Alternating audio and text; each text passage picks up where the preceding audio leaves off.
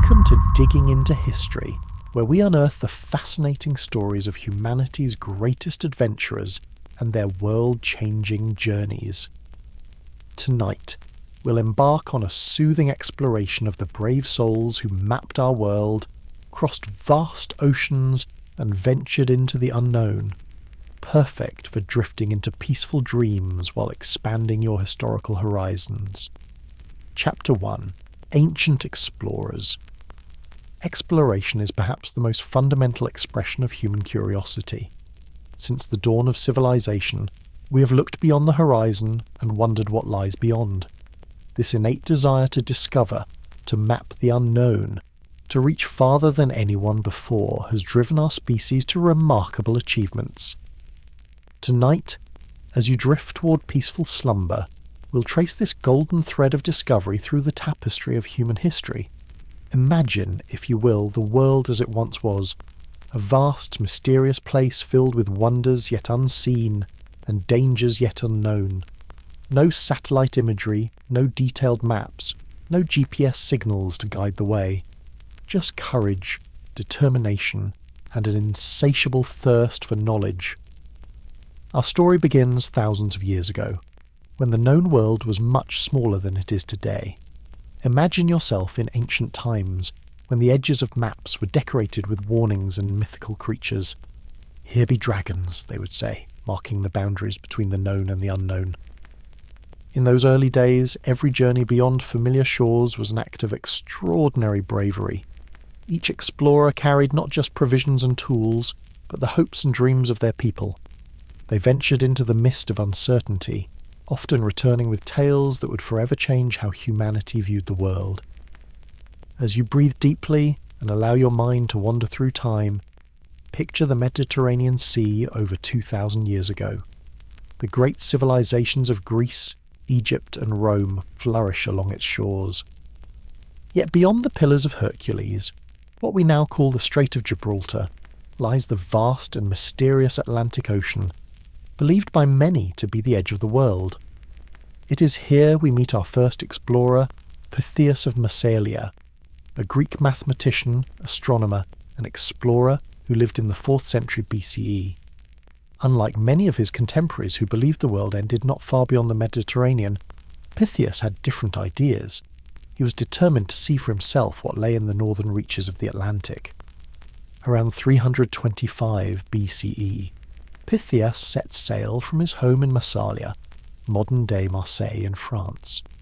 His small vessel, likely a sturdy Greek trading ship, carried him where few Mediterranean sailors had gone before. He navigated through the Strait of Gibraltar and turned northward, following the coastlines of what are now Spain, France and Britain. Imagine the wonder in Pytheas's eyes as he arrived at the British Isles, a land shrouded in mist and mystery to the Greeks.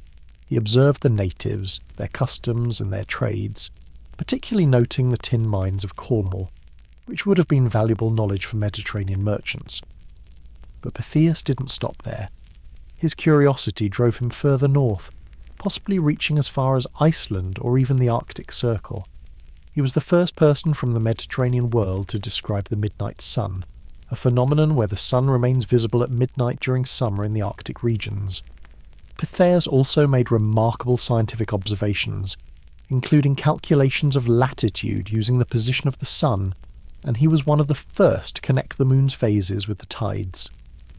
Upon his return, he wrote a book titled On the Ocean, which, although lost to history, was quoted by many later writers. Many of Pytheas's contemporaries dismissed his accounts as fanciful tales, unable to believe descriptions of frozen seas and midnight suns. But modern archaeology has confirmed many of his observations, proving that this ancient Greek explorer truly did venture far beyond the known world of his time. As you continue to relax and let your mind drift with our story, we journey eastward to ancient China, where another remarkable explorer was changing the course of history. Zhang Qian was a Chinese diplomat and explorer who lived during the Han Dynasty in the 2nd century BCE. Emperor Wu of Han was concerned about the nomadic Xiongnu people who threatened China's northern borders. He had heard rumours of potential allies, another nomadic group called the Yuezhi. who had been driven westward by the Xiongnu. In 138 BCE, Emperor Wu sent Zhang Qian on a diplomatic mission to find the Yuezhi and form an alliance against their common enemy. This seemingly straightforward diplomatic task would turn into one of the most remarkable journeys of the ancient world. Shortly after leaving China's borders, Zhang Qian was captured by the very Xiongnu he was trying to circumvent. For 10 long years, he was held in captivity. Imagine the perseverance it took to maintain hope of completing his mission after a decade in captivity. Despite being treated well and even marrying a Xiongnu wife, Zhang Qian never forgot his purpose. Finally, in 128 BCE, Zhang Qian managed to escape with his wife and a few companions. Rather than returning to China, he continued westward, determined to complete his mission. He travelled through what is now Kyrgyzstan, Uzbekistan, and Afghanistan, eventually finding the Yuezhi people in today's Tajikistan. Unfortunately for Zhang Qian's diplomatic mission, the Yuezhi had settled into their new lands and had no interest in a military alliance with distant China. But Zhang Qian's journey had not been in vain. During his travels, he gathered invaluable information about the lands and peoples beyond China's western borders, regions that were completely unknown to the Chinese at that time. After spending a year with the Yuezhi, Zhang Qian began his long journey home.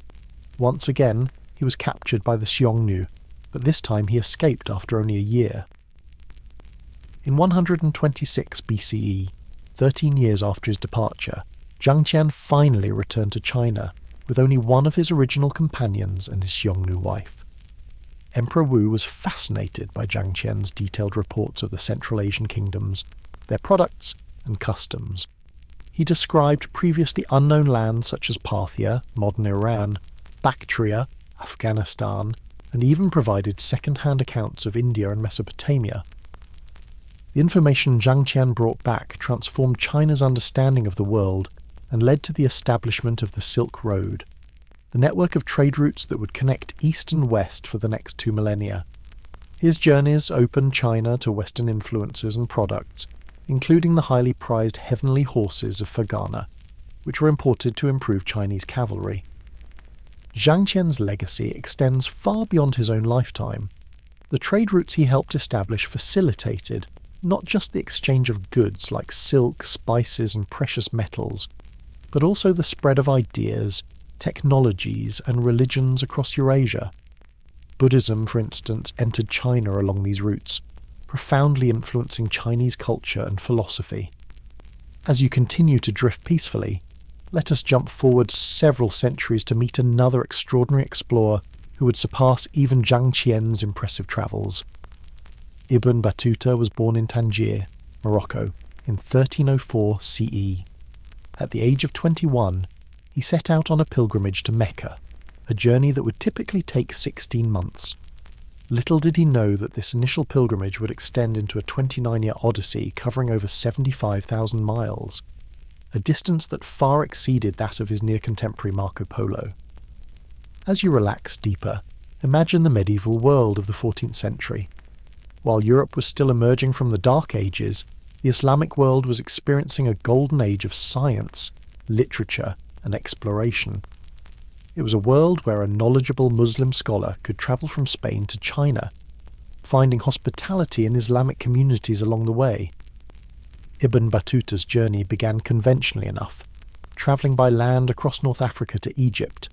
From there, instead of taking the direct route to Mecca, he decided to travel north to Damascus in Syria.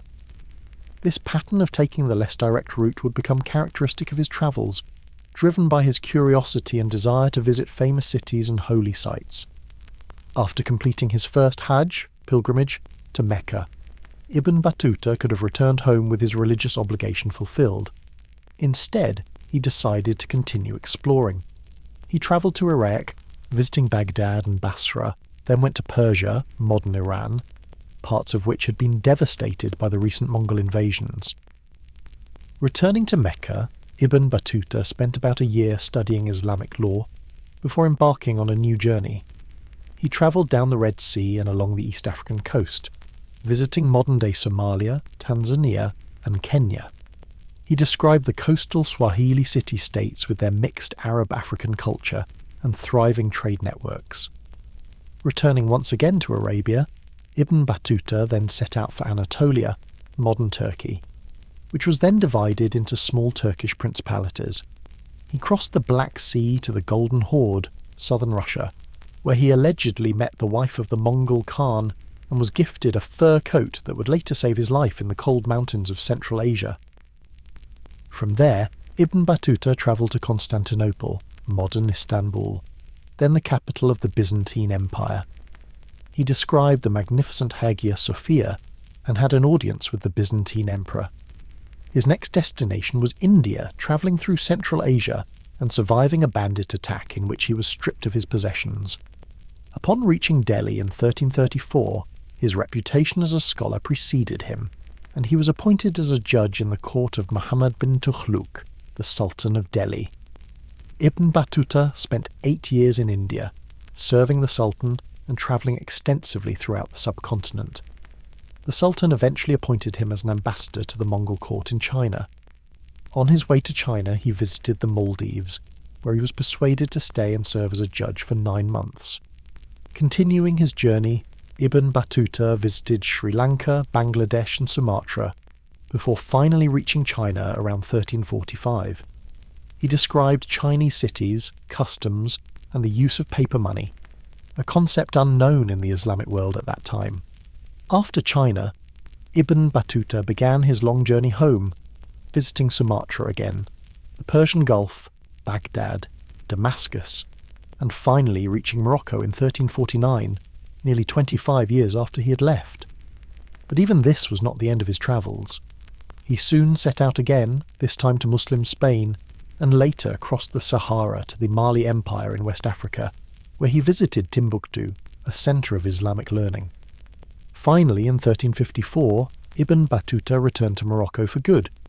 At the request of the Sultan, he dictated the account of his travels to a scholar named Ibn Juzai. The resulting book, Rihla, The Journey, provides an invaluable first-hand account of the medieval Islamic world. What makes Ibn Battuta's travels truly remarkable is not just the vast distance he covered, but the detailed observations he made about the lands and peoples he encountered. He described geographic features, architectural wonders, political systems, economic activities, and social customs with the keen eye of a natural anthropologist. His writings provide us with unique insights into the interconnected nature of the medieval Islamic world, a vast network of trade, scholarship, and shared faith that stretched from Spain to China. In many places he visited, Ibn Battuta found fellow Muslims who shared his language and basic cultural values, despite being separated by thousands of miles. As you continue to relax and prepare for sleep, consider the courage and curiosity that drove these early explorers. They ventured into unknown territories without modern conveniences or safety nets, relying on their wits, knowledge, and the occasional kindness of strangers.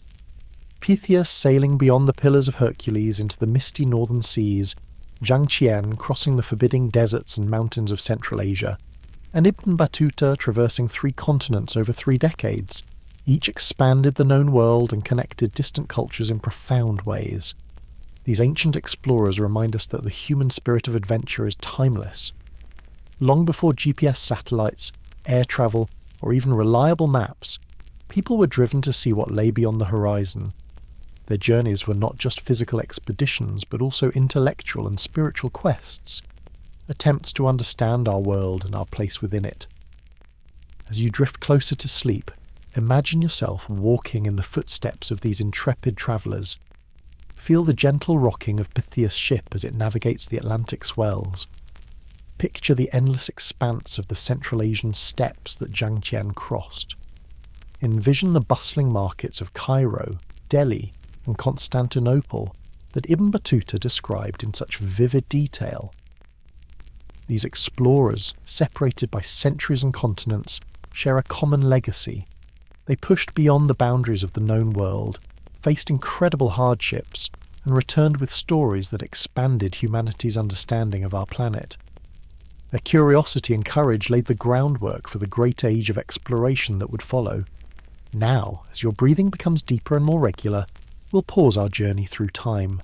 The next chapter of our exploration will await you when you're ready to continue. For now, allow yourself to drift peacefully, perhaps dreaming of distant shores and ancient travellers making their way across uncharted territories, guided only by stars and the eternal human desire to discover what lies beyond. Rest now, fellow traveller. Tomorrow brings new horizons to explore. Chapter 2. Age of Discovery. Welcome back to our journey through the remarkable stories of history's greatest explorers. As you settle in and prepare for rest, we'll continue our voyage across time, now entering what historians call the Age of Discovery. This was an era when European powers, driven by curiosity, religious zeal, and the pursuit of wealth, launched expeditions that would fundamentally transform our understanding of the world. But before we sail with Columbus or round the Cape with da Gama, let us first journey eastward to follow the footsteps of perhaps the most famous traveller of the medieval period, a Venetian merchant whose tales of the East captivated Europe's imagination for centuries. Marco Polo was born in Venice in 1254 into a family of merchants. Venice was then a powerful maritime republic, a city of lagoons and canals that served as a crucial link between Europe and the lands beyond the Mediterranean. The Polo family had already established trading connections with the East, and Marco's father Niccolo and uncle Maffeo had travelled to the court of Kublai Khan, the Mongol ruler of China, before Marco was born. In 1271, when Marco was just 17 years old, he joined his father and uncle on their second journey to Asia. Imagine the excitement of the young Marco as they departed from Venice, setting out on a journey that would last 24 years. Their route took them through Armenia, Persia, and Afghanistan, across the treacherous Pamir Mountains, along the Silk Road through the deserts of Gobi and Taklamakan, and finally into China. The journey itself took nearly 4 years, and along the way, Marco carefully observed and noted the lands they passed through, the peoples they encountered, and the customs they witnessed. He described salt caravans crossing the desert, the use of paper money, and the burning of coal for heat, all novelties to European readers. When the Polos finally reached the court of Kublai Khan in 1275, the great Khan was impressed by the young Marco's intelligence and curiosity. Unlike his father and uncle, who were primarily merchants, Marco had a gift for languages and a keen eye for observation. Kublai Khan took a liking to the young Venetian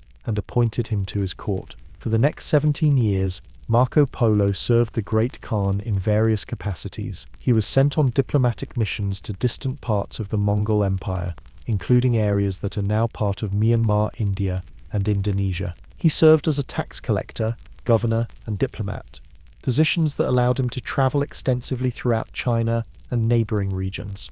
During his time in the East, Marco witnessed wonders that no European before him had seen. He described the vast wealth of Kublai Khan's summer palace at Chengdu, the famous Xanadu, with its marble halls, gilded chambers, and artificial lakes. He observed the bustling cities of Hangzhou and Qinsai, modern-day Hangzhou, which he claimed were the largest and most magnificent in the world. He marvelled at Chinese innovations like paper money, efficient postal systems, and coal burning for heat. After nearly 2 decades in the service of the Khan, the Polos finally gained permission to return home. They were tasked with escorting a Mongol princess, who was to be married to the Ilkhan of Persia, another branch of the Mongol royal family. This voyage took them by sea from China, around Southeast Asia, across the Indian Ocean, and finally back to Venice in 1295. When the Polos returned to Venice after 24 years away, they were barely recognized. According to legend, they had to rip open the seams of their shabby clothes to reveal the rubies, sapphires, and diamonds they had brought back from Asia to convince their relatives of their identity. Shortly after his return, Marco Polo was captured during a naval battle between Venice and its rival Genoa. While imprisoned in Genoa, Marco dictated the account of his travels to a fellow prisoner, Rustichello da Pisa, a writer of romantic tales. The result was Il Milione, The Million, or The Travels of Marco Polo, a book that would introduce Europeans to the wonders of the East and inspire generations of explorers, including Christopher Columbus. Many Europeans initially doubted Marco Polo's accounts, thinking them too fantastic to be true. Indeed, on his deathbed in 1324, Marco was allegedly asked to recant his exaggerations, to which he famously replied, "I have not told half of what I saw." Modern historians have confirmed the general accuracy of much of Marco Polo's narrative, though some mysteries remain. Curiously, he never mentioned the Great Wall of China or the practice of foot binding among Chinese women. Some scholars suggest that Marco Polo may never have reached China at all, instead gathering his information from Persian and Arab traders. However, the detailed nature of many of his observations and their general accuracy suggests that he did indeed travel extensively in East Asia. Marco Polo's legacy extends far beyond his own lifetime. His book opened European eyes to the vastness, wealth, and sophistication of Asia. It stimulated European interest in finding direct sea routes to the east, thus bypassing the overland journey and the Muslim intermediaries who controlled the trade. In this way, Marco Polo's travels helped set the stage for the great age of discovery that would begin in the 15th century. As you continue to relax and let your mind drift with our narrative, we turn now from the courts of Kublai Khan to the shores of Ming Dynasty China, where another remarkable explorer was preparing voyages that would dwarf those of any European contemporary. Zhenyi He, born Ma He, in 1371 was a Chinese mariner, explorer, diplomat, and fleet admiral during China's early Ming dynasty. His story begins with adversity.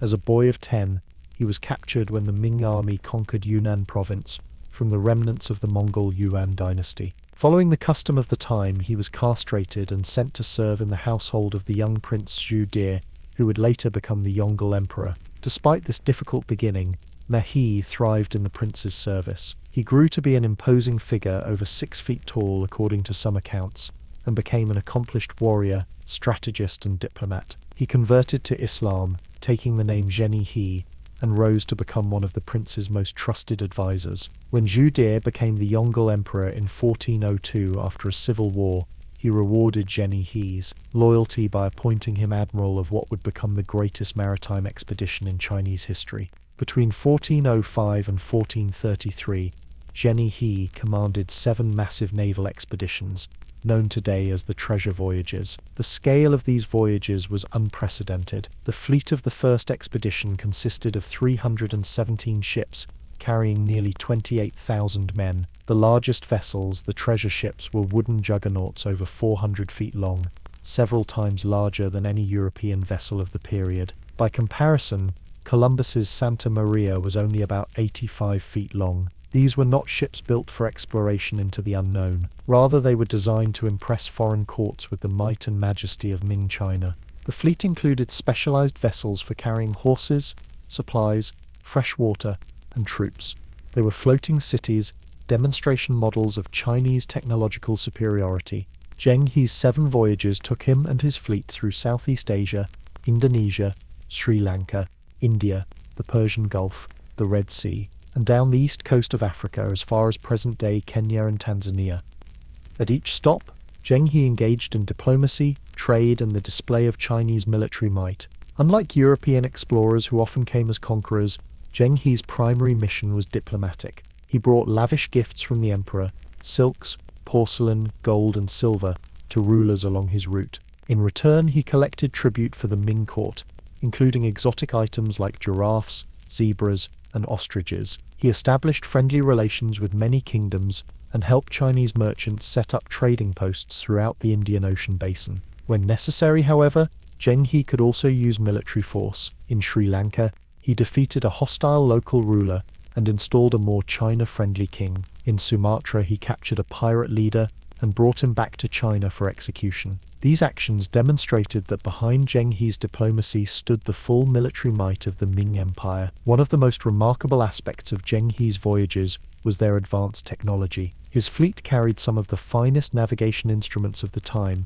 including the magnetic compass, which had been invented in China centuries earlier. They used sophisticated charts and maps, and navigational techniques that wouldn't be matched by European sailors for generations. The impact of these expeditions was profound, but, in many ways, temporary. They established Chinese influence throughout the Indian Ocean, created new trade networks, and brought many nations into China's tribute system. They showed that China had the technology, resources, and organizational capacity to dominate maritime Asia if it chose to do so. Yet after the 7th voyage, which Zhenyi He completed shortly before his death in 1433, the Ming court abruptly terminated the treasure fleet program. The reasons for this sudden shift in policy have been debated by historians. Some point to the enormous expense of the voyages at a time when China faced pressing domestic needs and threats from the north. Others cite the influence of Confucian officials who viewed maritime trade as vulgar and unnecessary. Whatever the reasons, the decision had far-reaching consequences.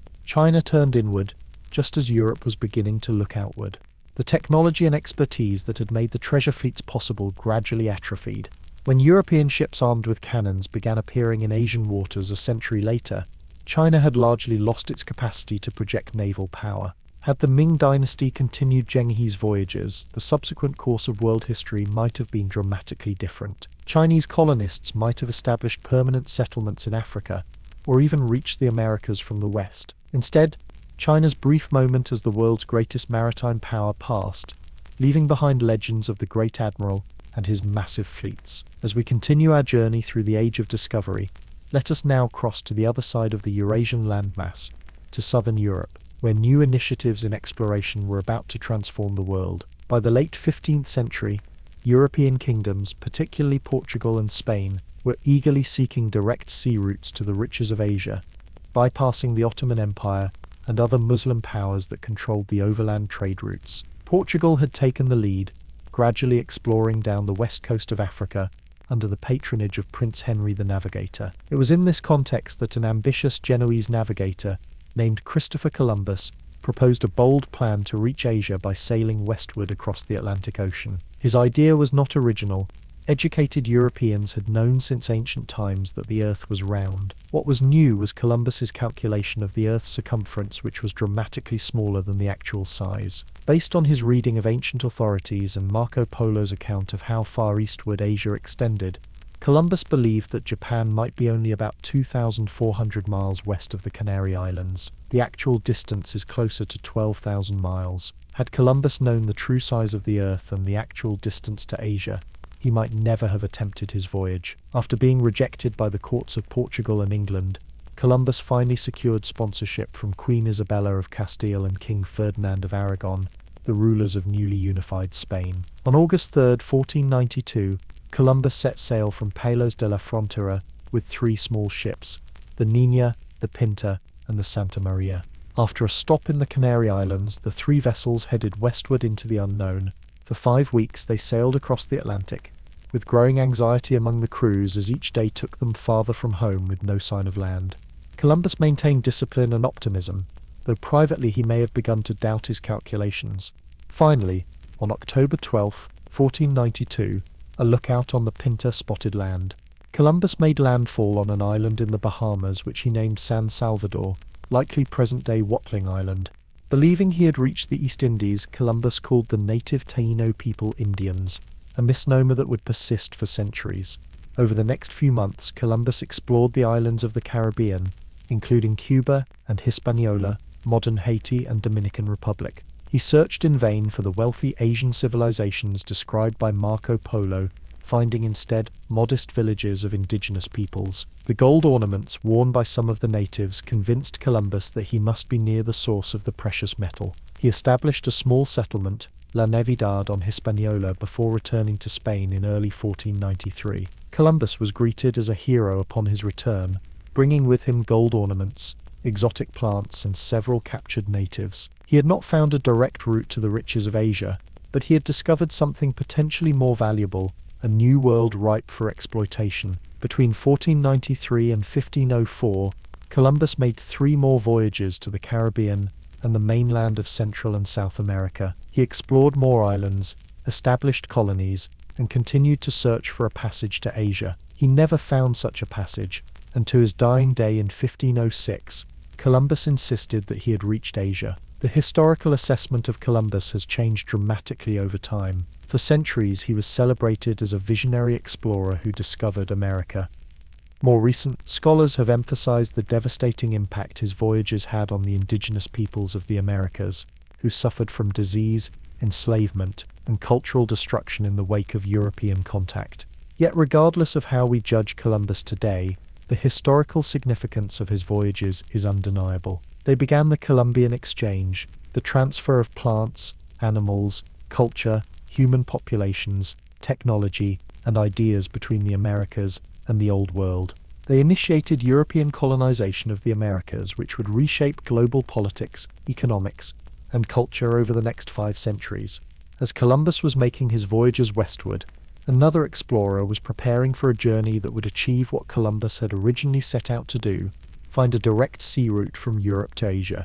Vasco da Gama was born around 1469 in Sines, Portugal, to a family of nobles. Little is known about his early life, but he evidently received training in mathematics, navigation, and astronomy, skills that would serve him well in his later explorations. By the late 15th century, Portuguese explorers had already pushed far down the west coast of Africa. In 1488, Bartholomew Dias had rounded the Cape of Good Hope at Africa's southern tip, proving that the Indian Ocean was accessible from the Atlantic. King Manuel I of Portugal was determined to capitalize on this discovery by establishing a direct sea route to India, bypassing the Arabic and Venetian middlemen who had long controlled the lucrative spice trade. In 1497, Manuel appointed Vasco da Gama to command an expedition to find this route. Da Gama's fleet consisted of 4 vessels: the São Gabriel, his flagship, the São Rafael, the Berrio, and a supply ship. The crew numbered about 170 men. The ships carried goods for trade, including gold,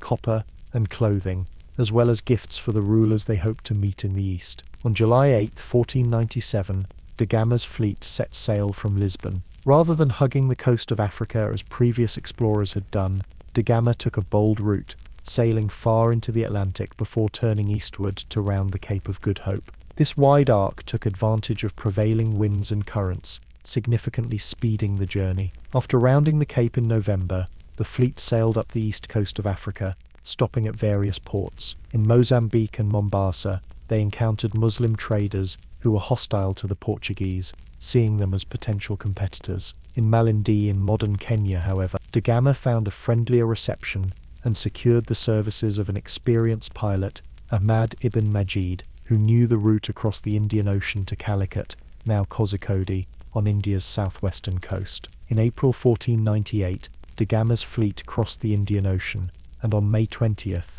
they reached Calicut. It had been nearly 11 months since they had left Portugal. Da Gama had achieved what Columbus had set out to do, but failed, finding a direct sea route from Europe to India. Upon arriving in Calicut, da Gama discovered a cosmopolitan trading centre where Arab merchants had long held influence. The local ruler, the Zamarin, was initially welcoming, but became less impressed when he saw the relatively modest gifts and trade goods the Portuguese had brought.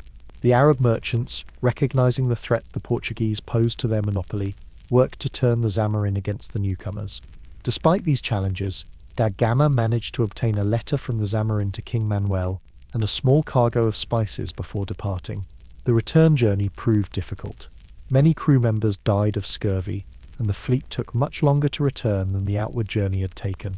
When da Gama finally reached Lisbon in September 1499, only 2 of his 4 ships and less than half of his crew had survived the 2-year voyage. Nevertheless, the expedition was considered a tremendous success. The spices da Gama brought back sold for 60 times the cost of the entire expedition. King Manuel immediately began planning larger fleets to establish Portuguese trading posts in India. Da Gama was richly rewarded with titles and wealth, and he would later lead 2 more expeditions to India. The consequences of da Gama's voyage were profound and far-reaching. Portugal quickly established a trading empire that stretched from Brazil to Japan, becoming the first truly global empire in history. The spice trade, which had been controlled by Arab merchants and Italian city-states, now fell increasingly under Portuguese influence. This shift in economic power helped fuel the rise of northern European countries and the relative decline of the Mediterranean powers. For the peoples of the Indian Ocean basin, the arrival of Portuguese ships marked the beginning of a new era of European influence and eventually colonization. Portuguese vessels, armed with cannons and manned by determined crews, could outgun and outmaneuver the trading vessels of the Indian Ocean, which had previously operated in a relatively peaceful commercial environment. Yet as momentous as da Gama's achievement was, it would soon be overshadowed by an even greater feat of exploration, the first circumnavigation of the globe. This is the story of Ferdinand Magellan and the extraordinary voyage he initiated. Magellan was born around 1480 into a noble family in northern Portugal. Like many young men of his social class, he became a page at the royal court, where he received an education in the sciences of navigation and cartography. He later served in the Portuguese navy, fighting in India, Malaysia and Morocco, where he was wounded in battle and walked with a limp for the rest of his life. Despite his service, Magellan fell out of favour with King Manuel I, who rejected his petition for a higher pension and his proposal to find a western route to the Spice Islands, the Moluccas, in modern Indonesia.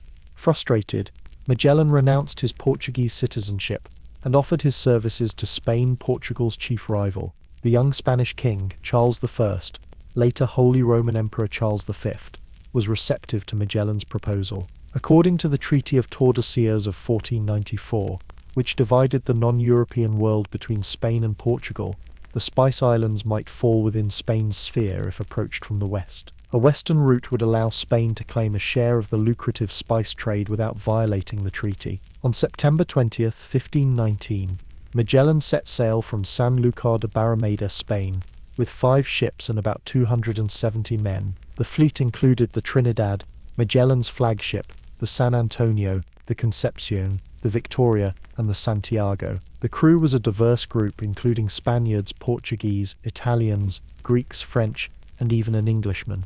The expedition first sailed to the Canary Islands and then across the Atlantic to Brazil, which they reached in December 1519. From there they sailed south along the east coast of South America, searching for a passage through the continent to the Pacific Ocean. They encountered indigenous peoples, explored the Rio de la Plata estuary, and wintered at Puerto San Julian in Patagonia. The winter at San Julian was difficult. Food was scarce and the cold was intense. Worse, 3 of Magellan's captains, all Spaniards resentful of serving under a Portuguese commander, attempted a mutiny. Magellan acted decisively, executing 1 captain, marooning another, and pardoning the 3rd after a period of brutal punishment. In the spring of 1520, the expedition continued south. The Santiago was wrecked during a storm while scouting ahead, though its crew was saved. Finally, on October 21st, 1520, the fleet reached what Magellan named the Strait of All Saints, now known as the Strait of Magellan. This narrow, winding channel between the mainland of South America and Tierra del Fuego was the passage Magellan had been seeking. The passage through the strait took 38 days, during which the San Antonio deserted and returned to Spain. When the remaining 3 ships finally emerged from the strait on November 28, 1520, they found themselves in a vast calm ocean, which Magellan named the Pacific Peaceful. Magellan had expected a relatively short journey across the Pacific to the Spice Islands. In reality, the crossing took 3 months and 20 days. During this time, the crew suffered terribly from scurvy and starvation. They resorted to eating leather, sawdust, and rats. Magellan's chronicler Antonio Pigafetta wrote that we ate biscuit, which was no longer biscuit, but powder of biscuit swarming with worms, and we drank water that was yellow and stinking. Finally, on March 6, 1521, the fleet reached Guam, where they were able to replenish their supplies. From there they sailed to the Philippines, arriving on March 16th. Magellan established friendly relations with several local rulers, particularly Raja Humabon of Cebu, who converted to Christianity along with many of his subjects. However, Magellan's involvement in local politics would prove fatal. When Humabon asked him to help subjugate the neighbouring island of Mactan, Magellan agreed, perhaps overconfident after his previous military successes. On April 27, 1521, Magellan led a small force to Mactan, where they were overwhelmed by the warriors of Chief Lapu-Lapu. Magellan was killed in the battle, his body too mutilated by the victorious Mactan warriors to be recovered. After Magellan's death, the expedition elected new leaders and continued its journey. They burned the Concepcion, which was too undermanned to sail, and continued with just the Trinidad and the Victoria. They reached the Spice Islands in November 1521, where they were able to load their ships with the coveted cloves and other spices. At this point, the 2 remaining ships parted ways. The Trinidad, leaking badly, attempted to return across the Pacific to Panama, but was captured by the Portuguese. The Victoria, under the command of Juan Sebastian Elcano, continued westward, determined to reach Spain by circumnavigating the globe. The Victoria's journey was fraught with dangers. They had to sail carefully to avoid Portuguese ships that would have seized them as interlopers in Portuguese waters. they rounded the Cape of Good Hope and sailed up the west coast of Africa, with the crew suffering from scurvy and starvation once again. On September 6, 1522, the Victoria finally returned to San Lucar de Barrameda, the port from which the expedition had departed 3 years earlier. Of the 5 ships and approximately 270 men who had set out, only 1 ship and 18 men completed the circumnavigation. Elcano and his surviving crew were the first people in recorded history to have sailed around the entire globe. The economic returns of the voyage were substantial.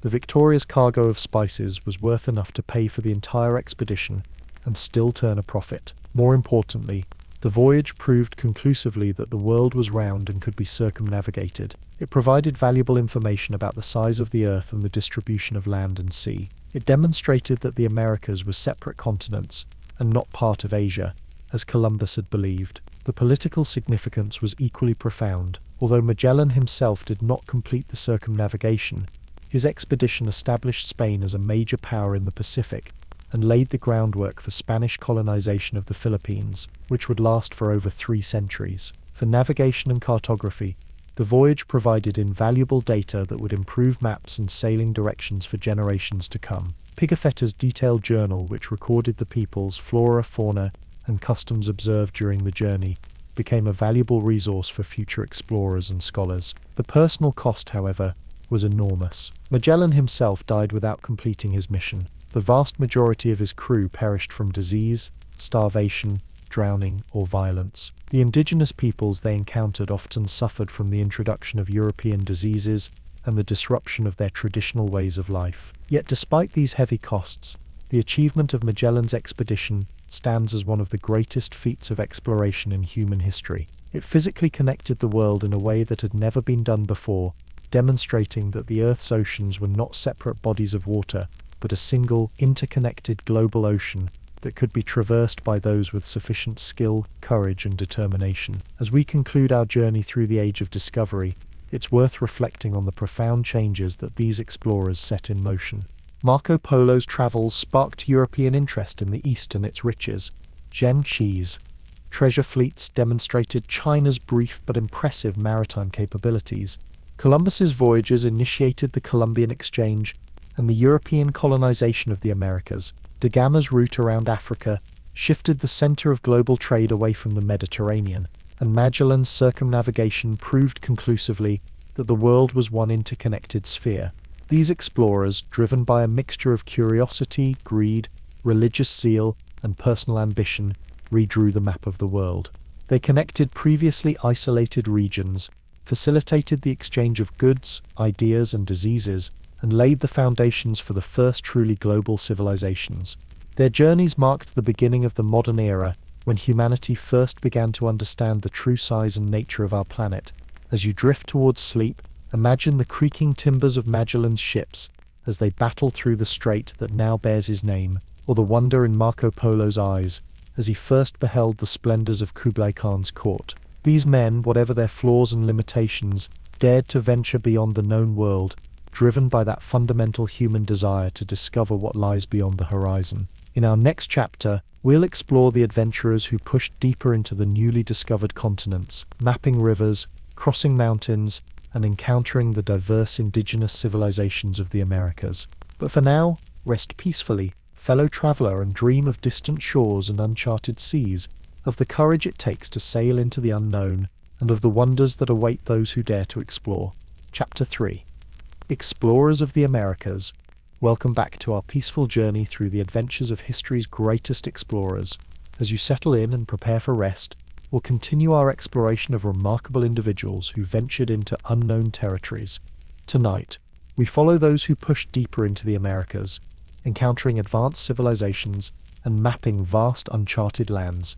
Following Columbus's momentous voyages, European powers rushed to claim territories in the New World. Spain took the lead, sending conquistadors who were part explorer, part soldier, and part entrepreneur. These men sought fame and fortune in lands previously unknown to Europeans, and their expeditions would forever change the course of history for the peoples of the Americas. Our first explorer of this chapter is Hernán Cortés, born in 1485 in Medellin, a small town in western Spain. From humble beginnings, Cortés studied law briefly before seeking adventure in the New World. In 1504, at the age of 19, he sailed for Hispaniola, modern-day Haiti and Dominican Republic, where he established himself as a farmer and notary. Cortés possessed a restless spirit and ambition that could not be contained by simple colonial life. In 1511, he joined an expedition to conquer Cuba, where he again distinguished himself and was rewarded with land grants and indigenous laborers. By all measures, he had achieved success, but Cortés yearned for greater accomplishments. In 1518, the governor of Cuba, Diego Velázquez, appointed Cortés to lead an expedition to Mexico. Reports had reached Cuba of a wealthy indigenous civilization on the mainland, and Velázquez wanted to establish trade and explore opportunities for colonization.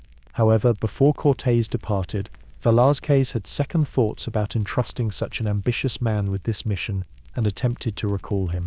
Ignoring these orders, Cortés set sail in February 1519 with 11 ships, about 500 men, 16 horses, and some artillery. After landing on the coast of Mexico, in a calculated move that would eliminate any possibility of retreat, Cortés scuttled his ships, leaving his men no choice but to press forward into unknown territory. As they moved inland, Cortés demonstrated remarkable political acumen. He learned that the Aztec Empire, ruled by Emperor Moctezuma II from the capital city of Tenochtitlan, was resented by many of the peoples it had conquered. Cortés skillfully exploited these divisions, forming alliances with the Aztecs' enemies, particularly the Tlaxcalans, who provided him with thousands of warriors.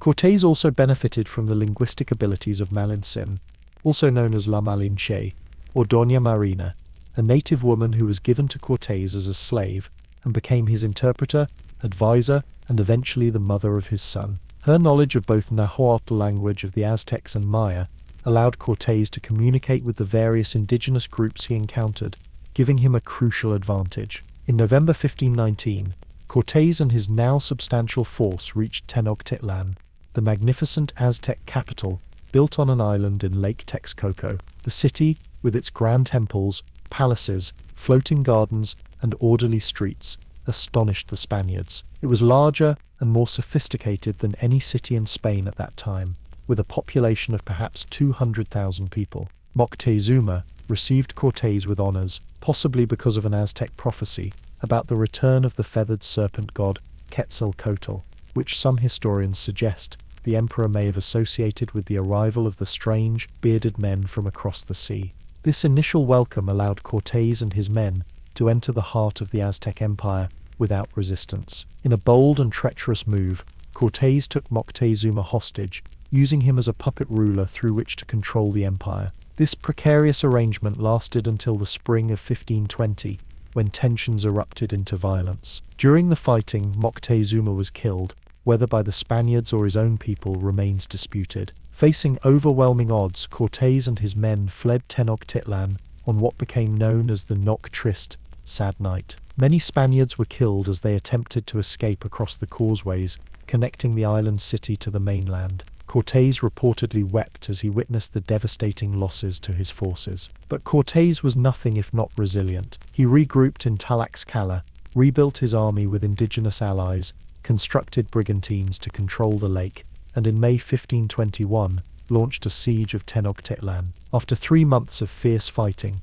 and with the city ravaged by smallpox brought by the Europeans and devastating to populations with no immunity, the last Aztec emperor, Cuauhtémoc, surrendered on August 13, 1521. The fall of Tenochtitlan marked the effective end of the Aztec Empire. On its ruins, Cortés built Mexico City, which would become the capital of New Spain and one of the most important cities in the Spanish colonial empire. Cortés was named governor and captain general of New Spain, though his political enemies in Spain and Cuba would continue to challenge his authority.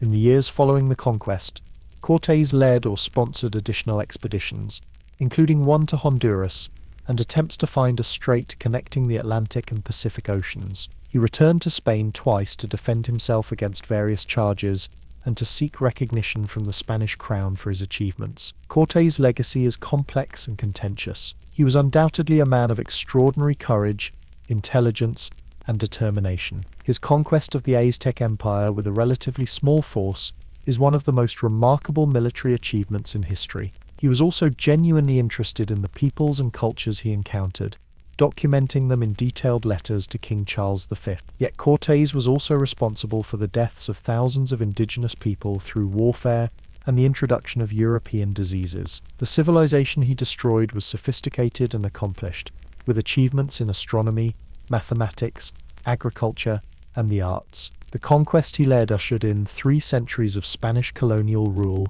that fundamentally transformed the cultural, religious, and political landscape of Mexico. As you continue to relax and drift with our narrative, let us travel south from Mexico to Peru, where another Spanish conquistador was about to encounter and overthrow an even larger indigenous empire. Francisco Pizarro was born around 1478 in Trujillo, Spain, the illegitimate son of a minor nobleman. Unlike Cortés, Pizarro received little formal education and reportedly could neither read nor write. He arrived in the New World in 1502, part of the wave of Spanish adventurers seeking fortune in the wake of Columbus's voyages. Pizarro participated in Balboa's expedition across the Isthmus of Panama to the Pacific Ocean in 1513, and later served as mayor of Panama City. From indigenous traders and reports of other Spanish explorers, he began to hear tales of a rich empire to the south, where the rulers ate from plates of gold and silver. Inspired by Cortés's success in Mexico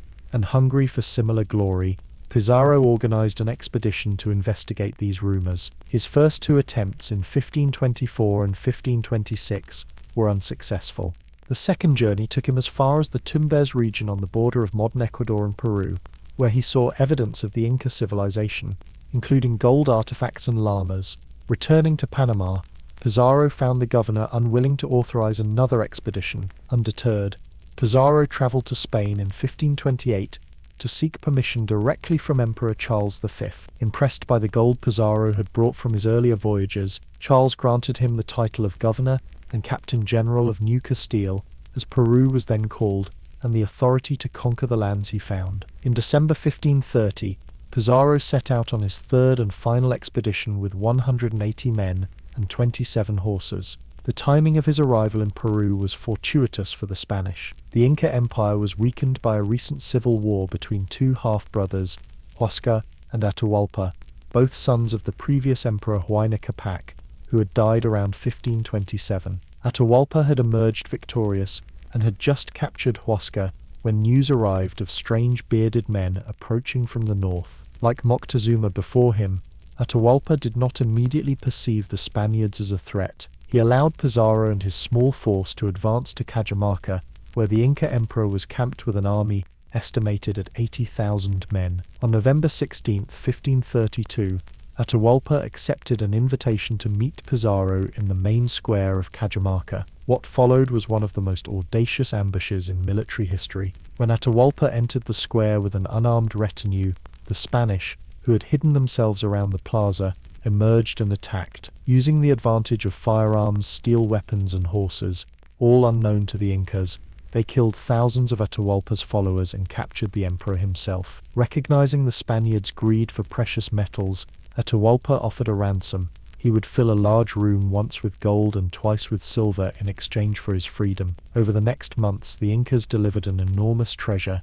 some 13,000 pounds of gold and twice that amount of silver, gathered from temples and palaces throughout the empire. Despite fulfilling his promise, Atahualpa was not released. Instead, in August 1533, after a show trial in which he was charged with crimes including fratricide for Huascar's death and idolatry, Atahualpa was executed by garrote. With the emperor dead, the Spanish marched on Cusco, the Inca capital, which they captured in November 1533. The conquest of the Inca Empire, while achieved with even fewer men than Cortés had commanded in Mexico, was not completed as quickly.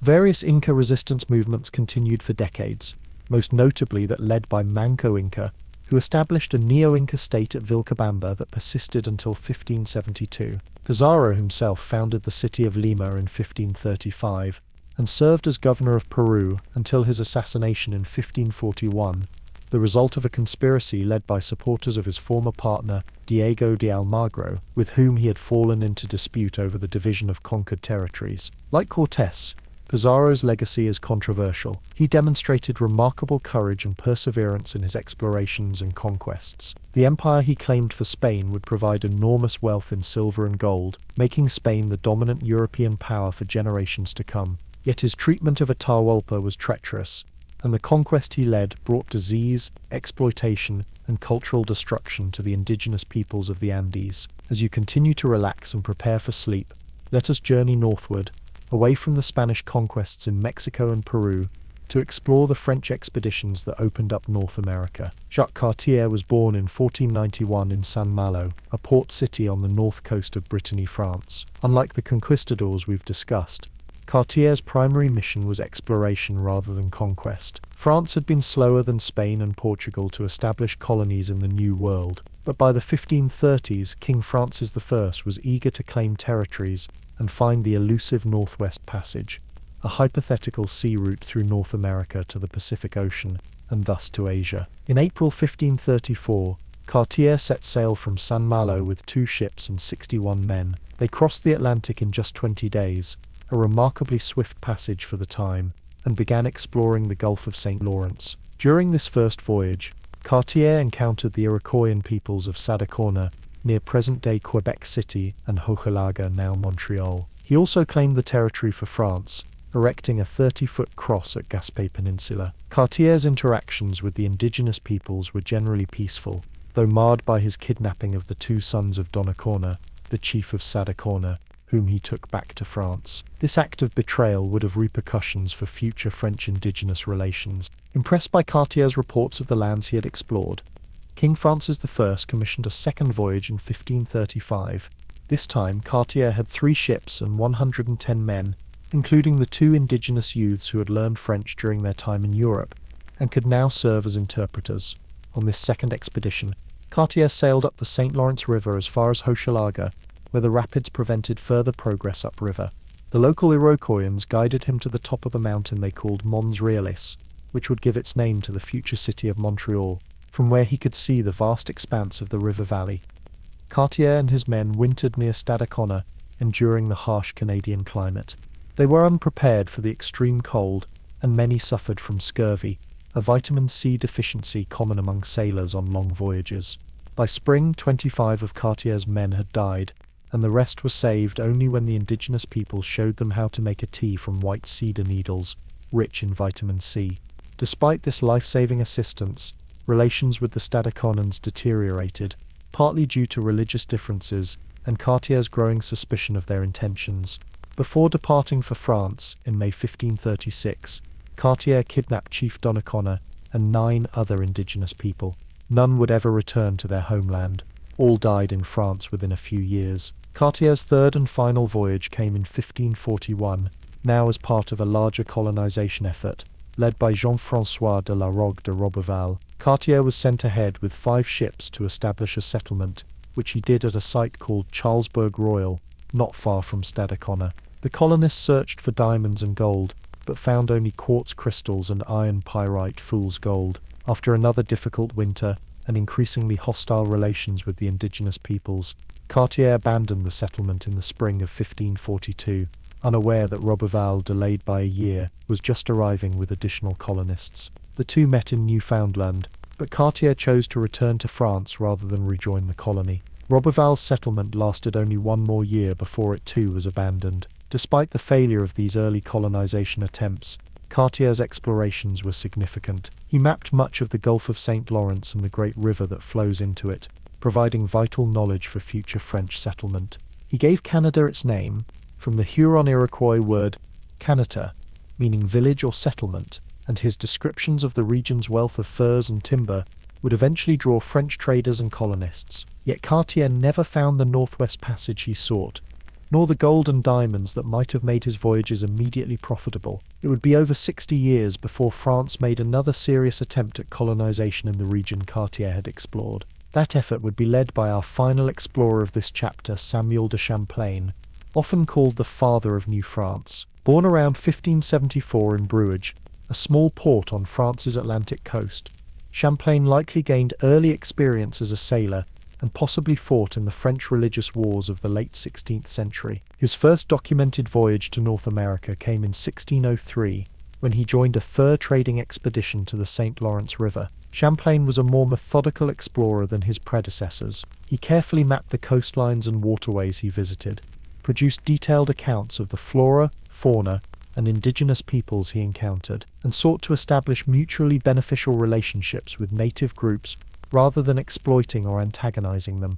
In 1604, Champlain joined an expedition led by Pierre de Gois de Mons that attempted to establish a colony in Acadia, now Nova Scotia and New Brunswick. After an initial failed settlement at St. Croix Island, where many colonists died during the harsh winter, they relocated to Port Royal on the Bay of Fundy. There, Champlain helped establish the Order of Good Cheer, a social club designed to maintain morale through the long winter months. While in Acadia, Champlain explored and mapped much of the northeastern coastline, from the Bay of Fundy down to Cape Cod. His detailed charts would be used by sailors for over a century. However, the Port Royal settlement struggled, and in 1607, political complications in France led to the withdrawal of its royal charter. Undeterred, Champlain returned to North America in 1608 with a new mission to establish a settlement on the St. Lawrence River that would serve as a center for fur trading and as a base for further exploration. On July 3, 1608, he founded Quebec from the Algonquin word Quebec, meaning where the river narrows, building a wooden habitation at the base of the cliff where the Chateau Frontenac Hotel now stands. Quebec's early years were difficult. The first winter claimed the lives of 20 of the 28 men who stayed, likely due to scurvy and the harsh conditions. Yet Champlain persevered, convinced of the strategic importance of the site and the potential of the fur trade, understanding that the success of his small colony depended on good relations with the indigenous peoples of the region. Champlain established alliances with the Montagnais, Algonquin, and Huron nations. These alliances, however, also made him enemies of the Iroquois Confederacy, particularly the Mohawk Nation, who were rivals of his allies in the fur trade. In 1609, Champlain joined his indigenous allies in a battle against the Mohawk near what is now Lake Champlain. Armed with an arquebus, an early type of musket, Champlain killed 2 Mohawk chiefs with a single shot, helping to secure victory for his allies, but also initiating a hostile relationship with the Iroquois that would trouble New France for generations. Between 1609 and 1635, Champlain continued to expand French knowledge of North America. He explored the Ottawa River, reached the shores of Georgian Bay on Lake Huron, and possibly ventured as far as Lake Ontario. He may have been the first European to see the Great Lakes, though the extent of his personal explorations remains somewhat uncertain, because his accounts sometimes blend his own observations with information provided by indigenous guides and French coureurs de bois forest runners.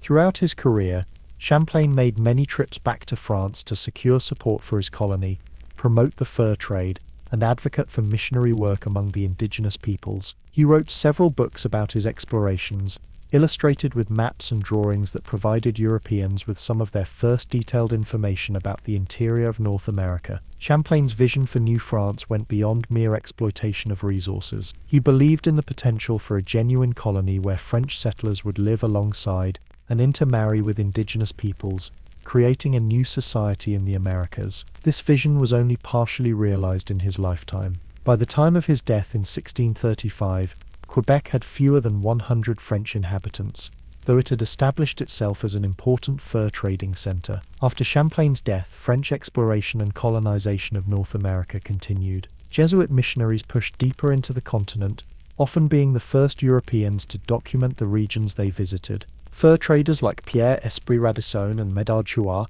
de Grosseilliers explored the areas around Lake Superior and Hudson Bay, and explorers like René Robert Cavelier, Sieur de La Salle would later follow the Mississippi River to its mouth, claiming the vast territory of Louisiana for France. But it was Champlain who laid the foundations for New France, establishing not just the physical settlement of Quebec, but also the diplomatic, commercial, and cultural frameworks that would shape French colonization in North America. He earned the title Father of New France through 3 decades of tireless exploration, diplomacy, and advocacy for the colony he founded. As we conclude this chapter on the explorers of the Americas, we can reflect on the profound transformations these men set in motion. Cortés and Pizarro, through military conquest, claimed the wealth and territories of sophisticated indigenous empires for Spain. Cartier and Champlain, through exploration and trade, established France's presence in North America. All four men forever altered the course of history for the lands and peoples they encountered. Their legacies are complex, embodying both remarkable achievements and troubling ethical questions. They demonstrated extraordinary courage, perseverance, and adaptability in environments far removed from their homelands. They documented previously unknown to Europeans' lands, peoples, and natural resources. Yet they also initiated processes of colonization that would devastate indigenous populations through disease, warfare, and cultural disruption. As you drift towards sleep, imagine the diverse landscapes these explorers encountered. The island city of Tenochtitlan, rising from Lake Texcoco, the towering Andes Mountains, concealing the wealth of the Incas, the mighty St. Lawrence River flowing past the Rock of Quebec. Picture the wonder and occasionally the terror they must have felt in these unfamiliar environments, and the equal wonder and terror of the indigenous peoples who witnessed the arrival of these strange visitors from across the sea. In our next chapter, we'll journey to the frozen extremes of our planet, with the explorers who ventured into the Arctic and Antarctic regions. But for now, rest peacefully and dream of ancient civilizations, great rivers, and the courage, both of explorers and of those who faced their arrival, that shaped the modern Americas. Chapter 4. Arctic and Antarctic Explorers. Welcome back to our soothing journey through the stories of history's greatest explorers. As you settle in and prepare for rest, we'll venture now into some of the most extreme environments on our planet, the frozen Arctic and Antarctic regions, where brave men faced unimaginable challenges in their quest to reach the poles and chart the last great unknown territories of Earth. Unlike the explorations we've discussed in previous chapters, which were often driven by the pursuit of wealth, territory, or trade routes, polar exploration was primarily motivated by scientific curiosity and the pure human desire to reach places no one had gone before. These expeditions took place in conditions so harsh that survival itself was a remarkable achievement. Our first polar explorer is Willem Barents, a Dutch navigator who lived in the late 16th century. Born around 1550 on the island of Terschelling in the Netherlands, Barents became one of the pioneers of Arctic exploration. His voyages were prompted by the search for the Northeast Passage, a potential sea route north of Russia that would provide a shorter path to the riches of Asia.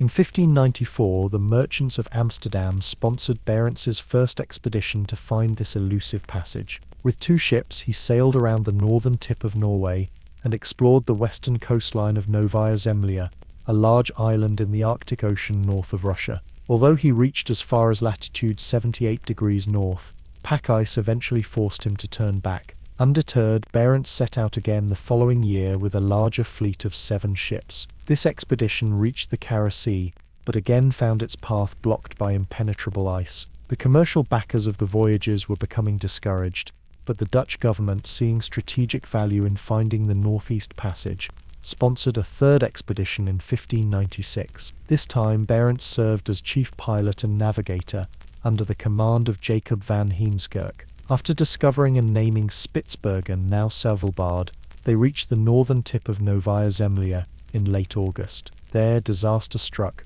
Their ship became trapped in the pack ice. With no chance of freeing their vessel and winter approaching, the 17-man crew was forced to do something no European had done before: overwinter in the high Arctic. They built a lodge from driftwood and ship timber, which they named Het Behouden, the saved house. For the next 10 months, the crew endured unimaginable hardships. Temperatures were so extreme that their clocks stopped, ink froze in their pens, and beer turned to solid ice. They battled scurvy, frostbite, and the psychological challenges of polar night when the sun disappeared for months. They also faced dangerous encounters with polar bears, which they hunted for food and fur. Remarkably, despite these conditions, most of the crew survived the winter. When summer arrived and the ice began to break up, they knew their ship was too damaged to sail. In 2 small open boats, they began an epic journey south along the coast of Novaya Zemlya. Battling storms, ice floes, and declining health, they navigated over 1,700 miles of open Arctic waters. Tragically, Willem Barents did not live to complete this remarkable journey. Weakened by the hardships of the Arctic winter, he died at sea on June 20th, 1597, The surviving crew, led by Van Heemskerk, eventually reached the Kola Peninsula, where they were rescued by Russian fishermen and later a Dutch merchant vessel. Despite failing to find the Northeast Passage, which would not be successfully navigated until 1878-79 by Adolf Erik Nordenskjöld, Barents's expeditions contributed significantly to geographic knowledge of the Arctic. The detailed journals kept by the crew provided valuable information about Arctic conditions, wildlife, and survival techniques. The Barents Sea, which lies between Norway, Svalbard, and Novaya Zemlya, is named in his honor, a fitting tribute to this pioneering polar explorer. As you continue to relax and let your mind drift with our narrative, we travel forward in time nearly 2 centuries to meet our next explorer, Captain James Cook, whose voyages would take him to both the Arctic and Antarctic regions, as well as many points in between. Born in 1728 to a Scottish farm labourer in Yorkshire, England, Cook rose from humble beginnings to become one of history's greatest navigators and explorers. After apprenticing in the Merchant Navy, he joined the Royal Navy during the 7 Years' War, where his talent for surveying and cartography quickly became apparent. Cook's first major command came in 1768, when he was appointed to lead a scientific expedition to Tahiti to observe the transit of Venus across the Sun. This expedition aboard the HMS Endeavour would become the first of Cook's 3 great voyages of discovery. After completing the astronomical observations in Tahiti, Cook opened sealed orders that instructed him to search for the hypothetical southern continent, Terra Australia's Incognita, which many geographers believed must exist to balance the landmass of the northern hemisphere. Cook circumnavigated and mapped New Zealand, proving it was not connected to a larger continent. He then navigated along the eastern coast of Australia, which he claimed for Great Britain and named New South Wales. Throughout this voyage, Cook demonstrated not only superb seamanship, but also a commitment to scientific observation and the health of his crew. By enforcing a diet that included sauerkraut and citrus fruits, he prevented scurvy, a disease that had previously decimated crews on long voyages. Cook's second voyage, 1772 to 1775, aboard the HMS Resolution and HMS Adventure, was specifically aimed at resolving the question of Terra Australias. In January 1773, Cook's expedition became the first to cross the Antarctic Circle, reaching 67 degrees south latitude before being turned back by pack ice. He circumnavigated the globe at high southern latitudes, proving conclusively that if a southern continent existed, it was much smaller and further south than previously imagined. On his third voyage, 1776 to 1779, Cook was tasked with finding the Northwest Passage, the fabled sea route connecting the Atlantic and Pacific Oceans through the Arctic. After visiting Tahiti and discovering the Hawaiian Islands, which he named the Sandwich Islands after his patron, Cook reached the northwest coast of North America in 1778. He mapped much of the coastline from Oregon to the Bering Strait, but like many before and after him, he found the passage blocked by Arctic ice. Cook's life came to a tragic end in Hawaii in February 1779. After initially being welcomed by the native Hawaiians, a series of misunderstandings and escalating tensions led to a violent confrontation on the beach at Kealakekua Bay, where Cook was killed by Hawaiian warriors. Despite his untimely death, Cook's achievements were monumental. He mapped vast areas of the Pacific with unprecedented accuracy. His scientific approach to exploration, with teams of naturalists, artists, and astronomers accompanying his voyages, set a new standard for maritime discovery. His skills in navigation, cartography, and the prevention of scurvy saved countless lives and expanded European knowledge of the world immeasurably. In the polar region specifically, Cook proved that no temperate southern continent existed, and pushed further south than any European before him. While he did not reach Antarctica proper, that would come decades later, he correctly surmised that the ice fields he encountered were attached to land and that a frozen continent lay beyond. His explorations in the North Pacific similarly advanced knowledge of Arctic geography, even though the Northwest Passage remained elusive.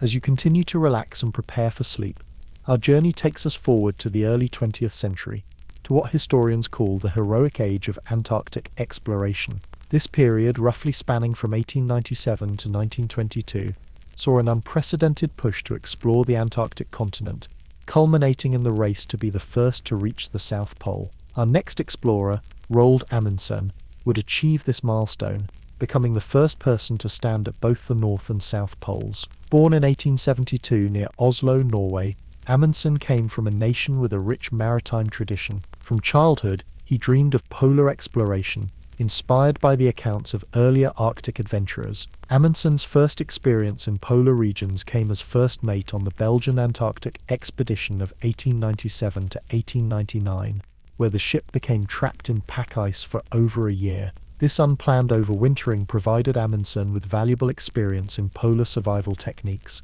particularly learning from the indigenous peoples of the Arctic. In 1903, Amundsen led his own expedition aboard the small sloop Gerd to navigate the Northwest Passage, the sea route north of Canada that had eluded explorers for centuries. With just 6 companions, Amundsen succeeded where many larger expeditions had failed. Over 3 years they slowly made their way through the ice-choked channels, spending 2 winters with the Netsilik Inuit of King William Island, learning their survival skills, clothing techniques, and dog sledding methods, knowledge that would later prove invaluable in Antarctica. Originally, Amundsen planned to be the first to reach the North Pole, but when he learned that the American explorers Frederick Cook and Robert Peary both claimed to have reached it in 1908 and 1909 respectively, though both claims remain controversial, he secretly changed his objective to the South Pole. Without announcing his new plans, Amundsen repurposed his Arctic expedition and sailed south aboard the ship Fram.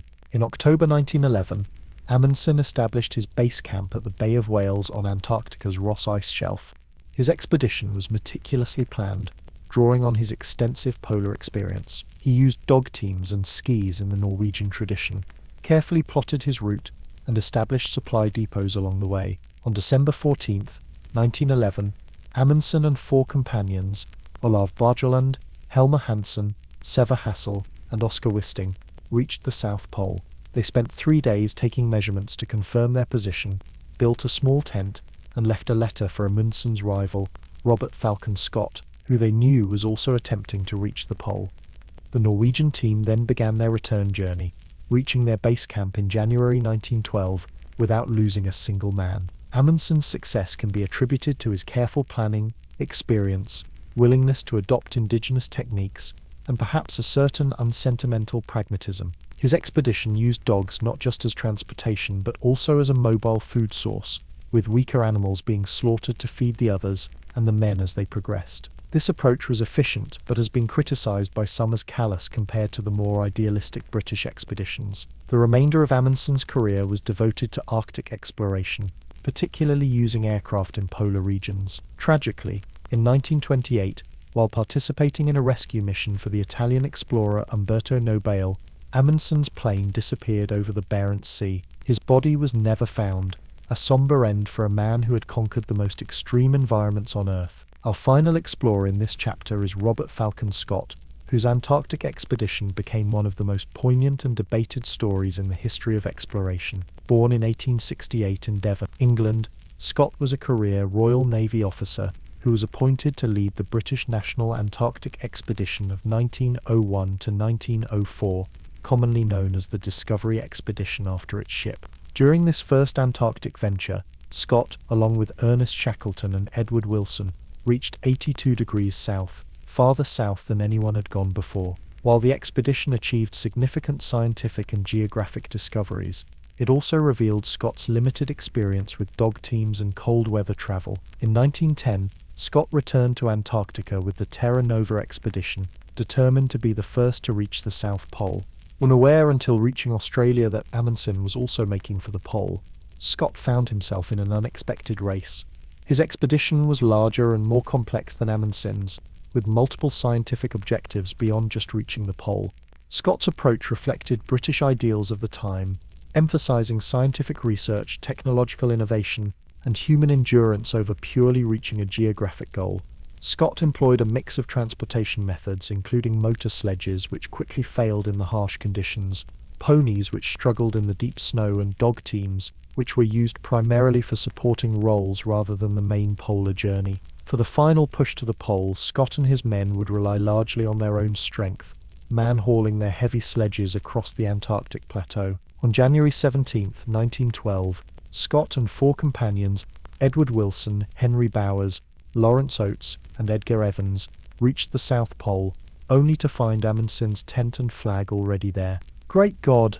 Scott wrote in his diary, "This is an awful place and terrible enough for us to have laboured to it without the reward of priority." Disappointed and exhausted, Scott's party began the 800-mile return journey to their base camp. What followed was one of the most tragic stories in the annals of exploration. Weakened by scurvy, suffering from frostbite, and facing unusually severe weather, the men's condition deteriorated rapidly. Evans was the first to succumb, dying in mid-February after a fall. By March, Oates, suffering from severe frostbite, knew he was slowing the others down. In an act of self-sacrifice that has become legendary, he walked out of their tent into a blizzard with the words, "I am just going outside and maybe some time." The remaining 3 men, Scott, Wilson and Bowers, continued on, but were eventually trapped by a 9-day blizzard just 11 miles from a major supply depot. With their food and fuel exhausted, they died in their tent around March 29, 1912. Their bodies, along with Scott's diary and last letters, were found by a search party the following spring.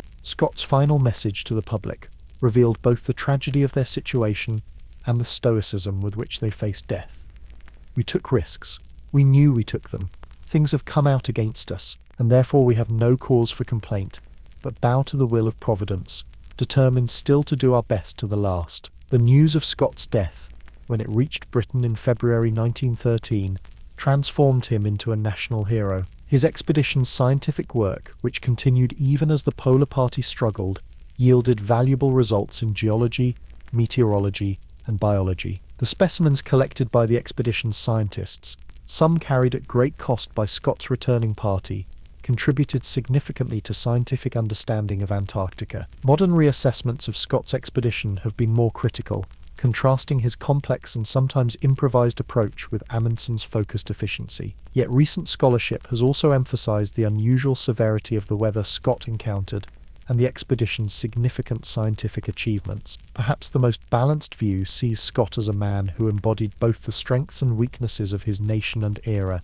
ambitious, courageous, and devoted to science, but sometimes hampered by tradition and a reluctance to fully adopt techniques proven effective by indigenous Arctic peoples. As we conclude this chapter on polar explorers, it's worth mentioning one more remarkable figure who epitomizes the courage and leadership that polar exploration demanded: Ernest Shackleton. Although he never reached either pole, Shackleton's endurance expedition of 1914 to 1917 stands as perhaps the greatest survival story in the history of exploration. When his ship was crushed by ice in the Weddell Sea, Shackleton led his men on a harrowing journey across ice floes to Elephant Island. From there, he and 5 companions sailed 800 miles in a small open boat through some of the world's most dangerous seas to South Georgia Island. Shackleton then crossed the mountainous, unmapped interior of the island to reach a whaling station and organize the rescue of his men. Incredibly, despite nearly 2 years in the most hostile environment on Earth, not a single member of the expedition perished. As you drift towards sleep, imagine these brave men facing the most extreme conditions on our planet. Picture Barentz's crew huddled in their wooden lodge during the endless Arctic night, Cook's ships threading their way through towering icebergs, Amundsen's efficient dog teams gliding across the Antarctic plateau, and Scott's party struggling heroically against impossible odds. The polar explorers represent a unique chapter in the human story of discovery. Unlike those who sought gold, spices, or colonial territories, they ventured into these frozen realms primarily for knowledge and the simple, powerful desire to be first, to stand where no human had stood before. They mapped the last blank spaces on our globe, conducted valuable scientific research, and tested the limits of human endurance. Their journeys required not just physical courage, but psychological resilience. They faced months of darkness, temperatures that could freeze flesh in minutes, and the constant knowledge that the slightest mistake could mean death. Yet they persisted,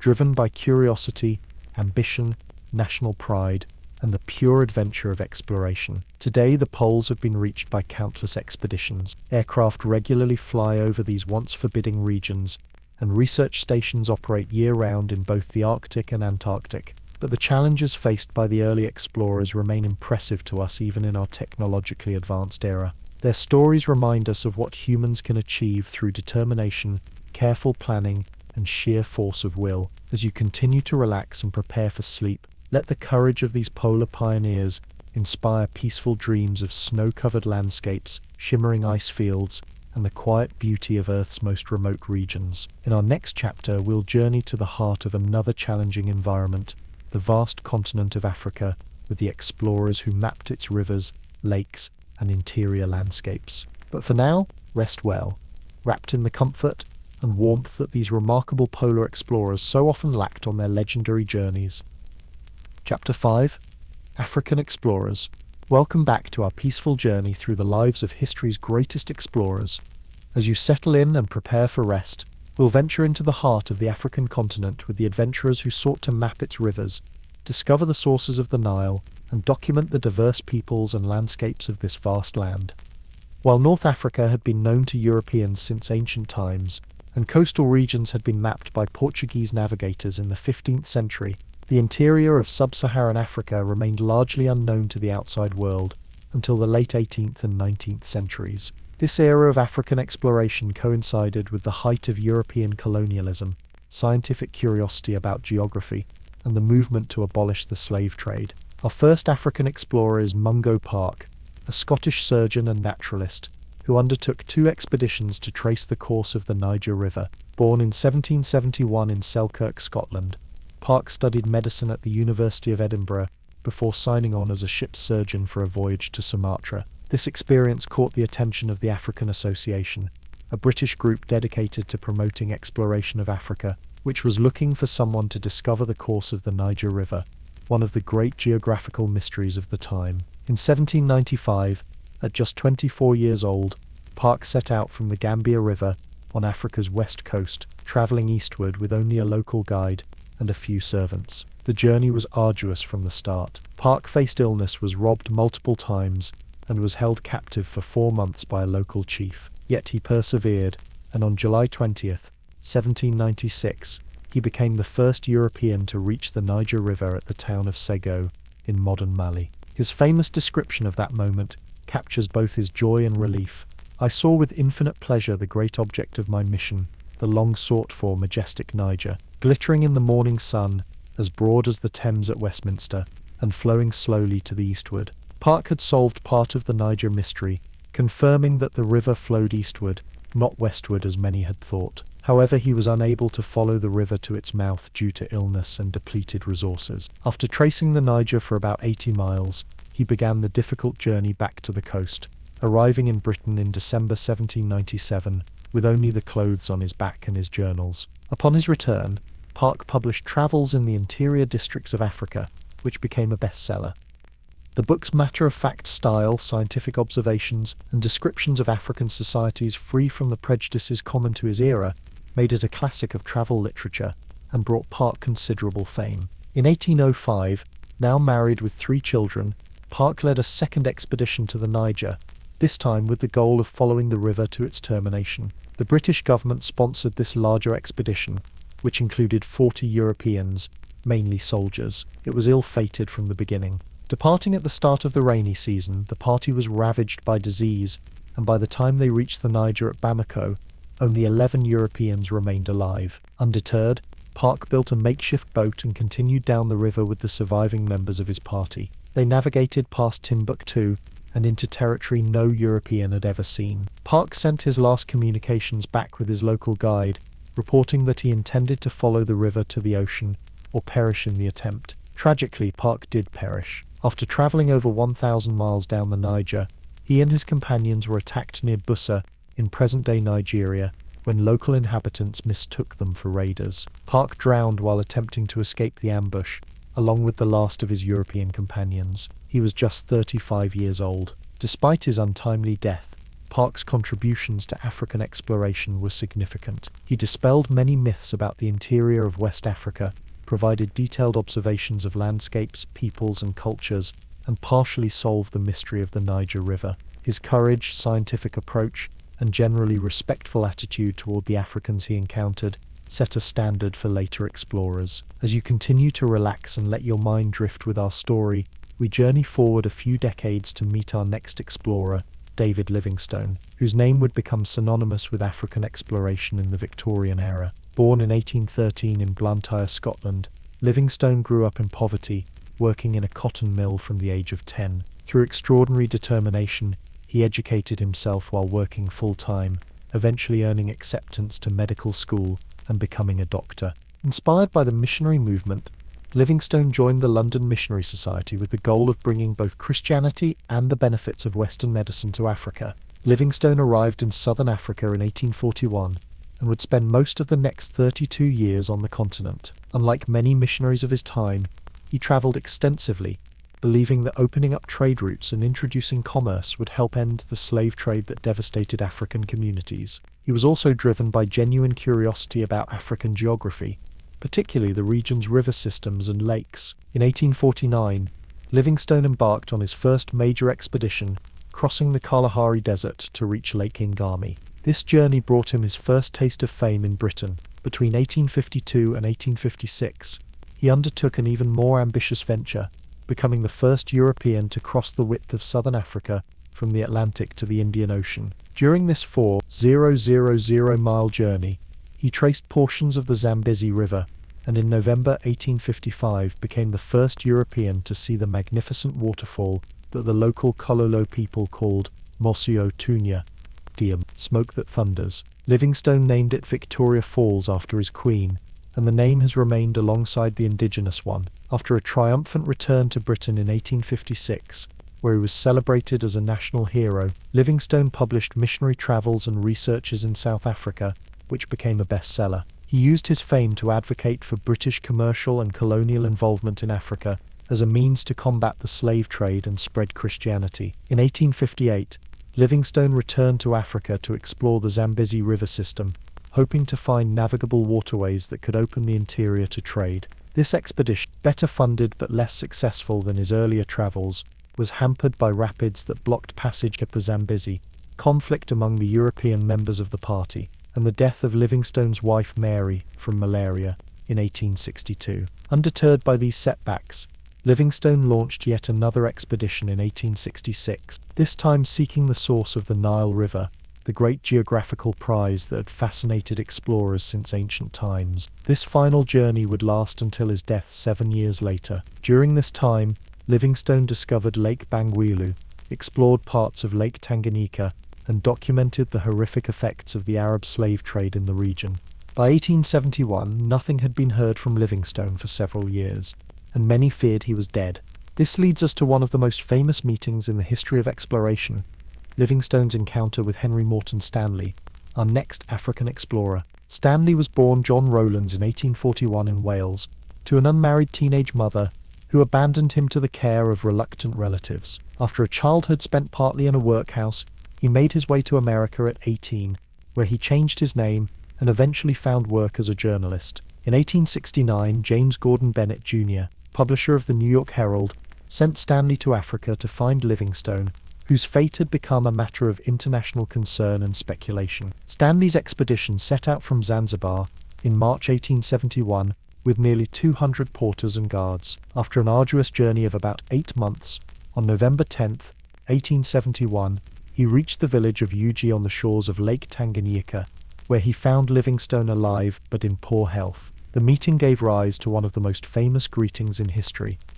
Dr. Livingstone, I presume. Stanley spent 4 months with Livingstone, accompanying him on an exploration of the northern end of Lake Tanganyika. Though he urged Livingstone to return to Europe, the older explorer refused, determined to continue his search for the Nile's source. Stanley departed in March 1872, taking Livingstone's journals and letters with him. His subsequent book, How I Found Livingstone, was a sensation, though some questioned the accuracy of his account. Livingstone died on May 1st, 1873, in the village of Chitambo, in present-day Zambia. His African companions, led by his loyal attendants Chuma and Susi, made the extraordinary decision to preserve his body and carry it, along with his papers and possessions, over 1,000 miles to the coast. This 9-month journey was a remarkable testament to their devotion. Livingstone's body was returned to Britain and buried with honours in Westminster Abbey. Livingstone never found the source of the Nile, which was later determined to be Lake Victoria, but his explorations mapped much of Central and Southern Africa, previously unknown to Europeans. Beyond his geographical discoveries, his humanitarian legacy is significant. His detailed documentation of the slave trade's brutality helped galvanize the abolitionist movement. His relatively respectful approach to African peoples and cultures, though not free from the paternalism of his era, stood in contrast to many of his contemporaries. After his famous meeting with Livingstone, Stanley would go on to become a significant African explorer in his own right.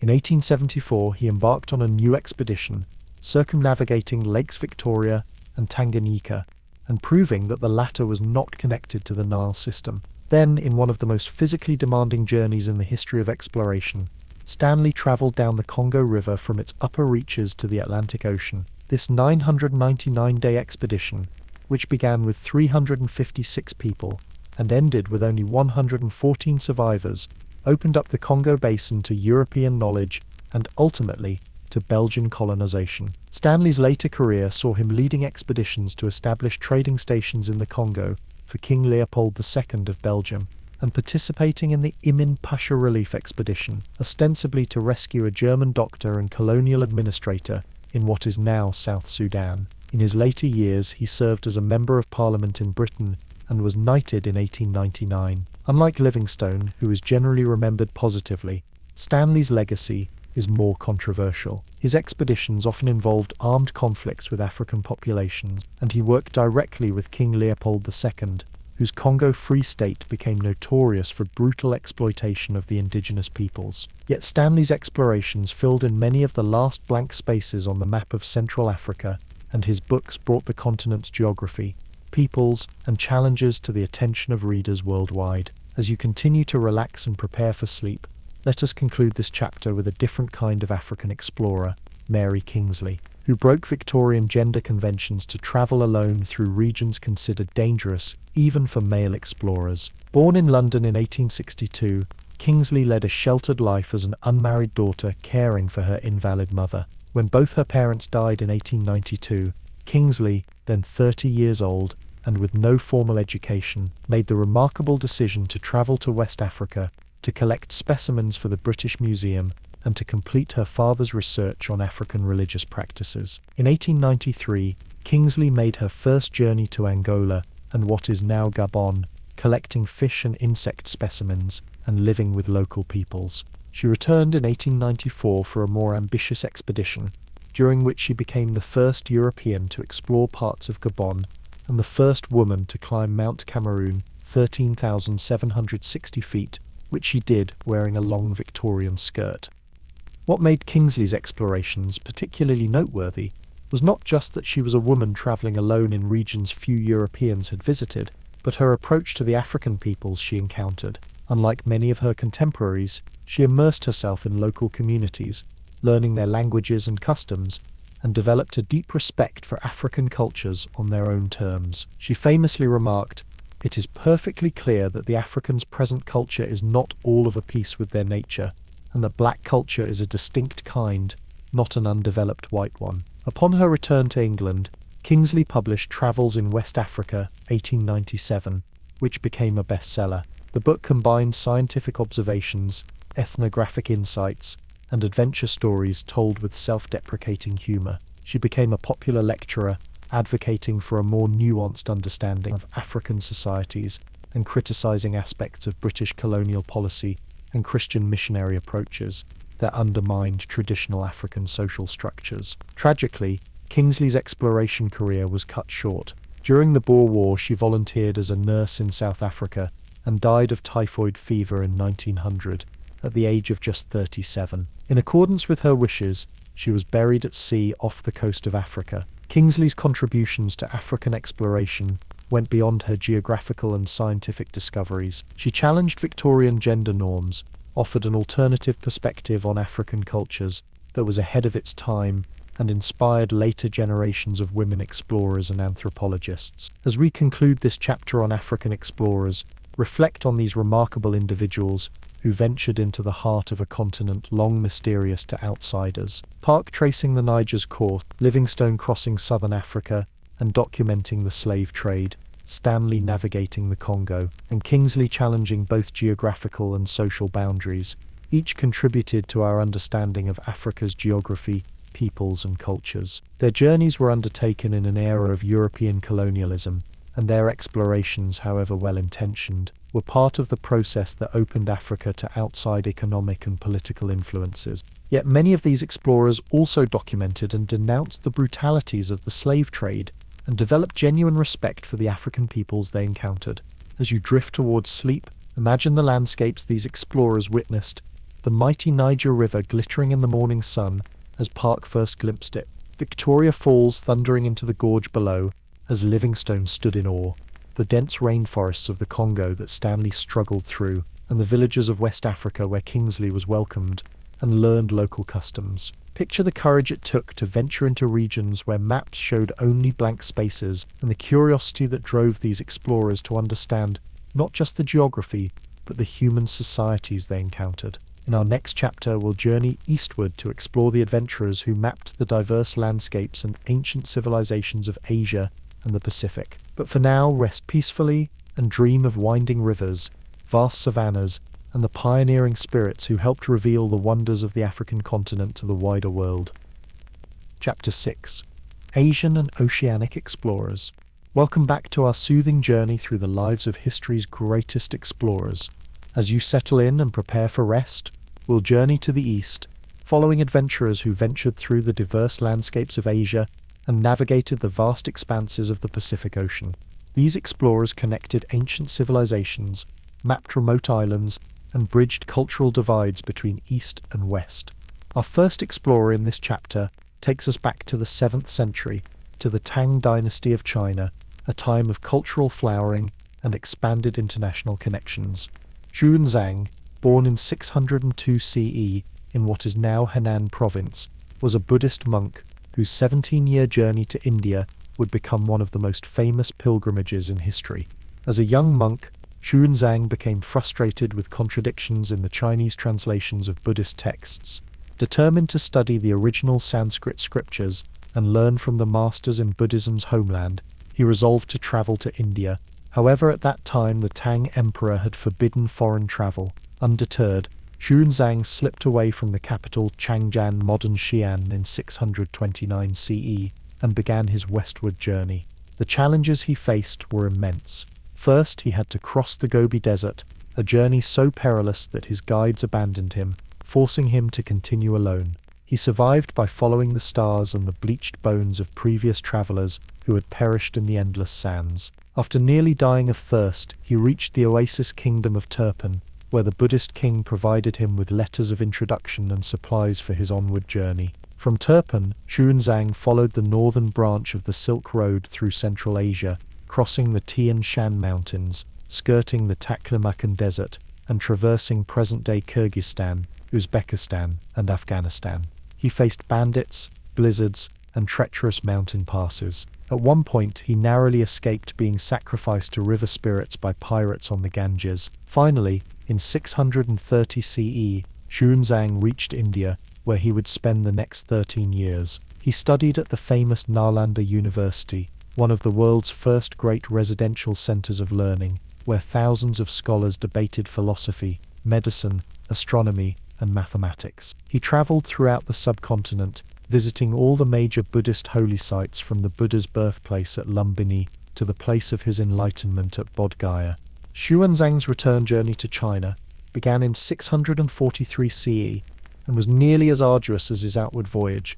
He brought with him 657 volumes of sacred texts, manuscripts, and commentaries, along with statues, relics, and paintings, treasures he guarded zealously during the 3-year journey home. When he reached Chang'an in 646 CE, Xuanzang was received as a hero by Emperor Taizong, who had heard of his exploits. For the rest of his life, he dedicated himself to translating the texts he had brought back, ultimately completing translations of 74 works. He also wrote the Great Tang Records on the Western regions, a detailed account of the countries, cultures, and customs he had observed during his travels. Xuanzang's journey was remarkable not just for its physical challenges, but for its scholarly purpose and lasting impact. His translations influenced Buddhist thought in East Asia for centuries. His travel account provided invaluable historical information about Central and South Asia during this period. So accurate were his observations that archaeologists in the 19th and 20th centuries used his writings to locate ancient sites. His journey also inspired the 16th century Chinese novel